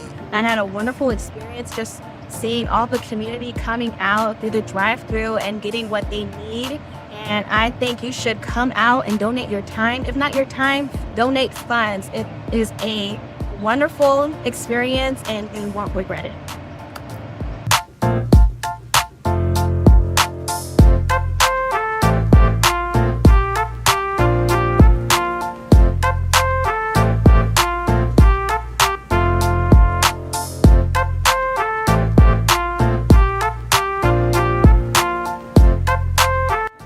My name is Shelly-Ann Starrett. I am a volunteer with Wells Fargo. I had the opportunity to volunteer with Pisgah Pantry, and I must say it was a great opportunity to see how they've been giving back to the community. I would encourage you to donate if you can. Also, you can volunteer your time because it's going to a worthy cause.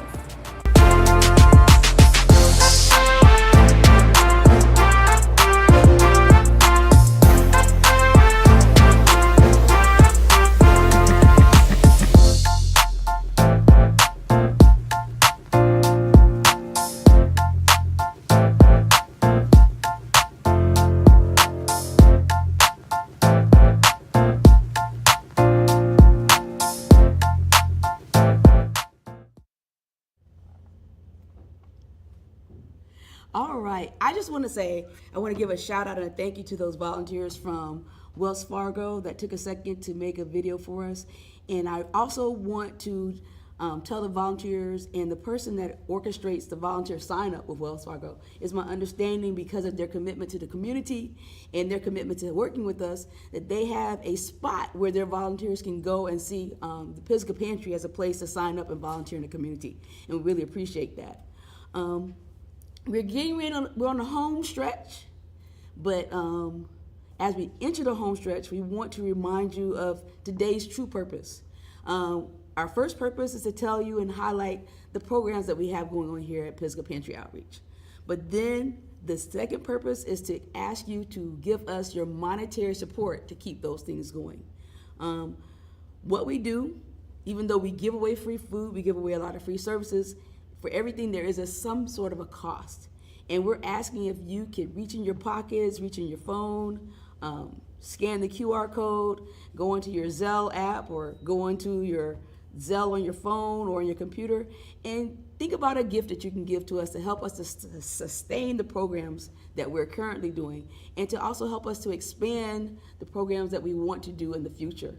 Like we mentioned at the top of the show, one of the things we want to do this year is to find ourselves a space where we can operate out of to be able to offer our programming more days a week than just the 2 days when we're doing the pantry, where we can consistently offer programs for people to get job training, for people to learn how to write resumes, for those people that are formerly incarcerated to help them to be able to find places that are willing to hire them and employ them, to have financial workshops, so those people that are in need because their finances are a little bit tight, to help them figure out how to structure their finances a little bit more, to be able to stretch it a little bit further.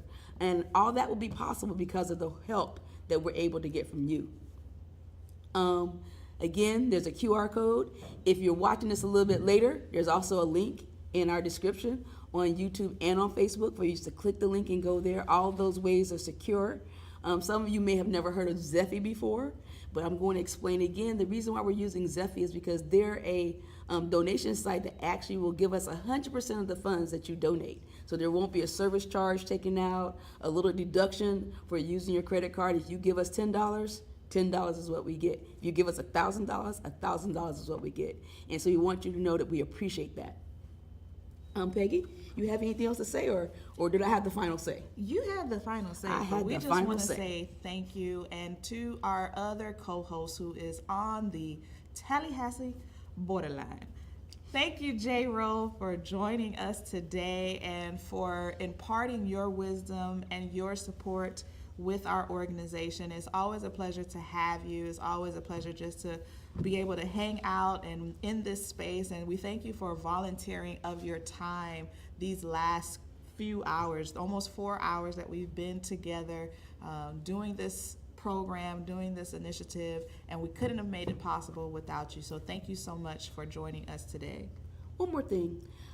Peggy, you know, we're sitting here in the front of the camera, but Thank there's you, like guys, 3 or for 4 people including on the other side of the camera that are out there making this happen, out there trying to find those videos that I may not have uploaded correctly, trying to click the buttons to go between us and Jay. We want to give you guys also a shout out. And we also want to thank those people who came in, whether it was via Zoom, via the link. We want to thank you for your part in making this happen. Do you want to see your faces online? They're saying no. They said wait, we have one. We have the poster child. And come on in for your close-up. Come on, Xavier. We don't know if we're going to squeeze him in, because, you know. Thank you, Jessica, for operating our switcher and sound and making sure our videos went through. And our muscle man, Xavier. Xavier Security. For making sure we were all seen and participated in the program. This could not have been made possible without them and you all in the screen. So please donate, please give, please support what we're doing. And we thank you for your time. We thank you for your efforts. Take a look at this last video that we will share today. Yeah, get back to work. Thank you for taking the time out of your day and sharing and imparting your wisdom. And we just ask, even if you can't give monetarily, which is what we really need, but come out, support us physically in the moment, and share of your time, because you will be blessed, you will be fortunate, and you will see a difference in your life and not just the life of the people that we are serving. See you next time. Thank you for your time. See you next time.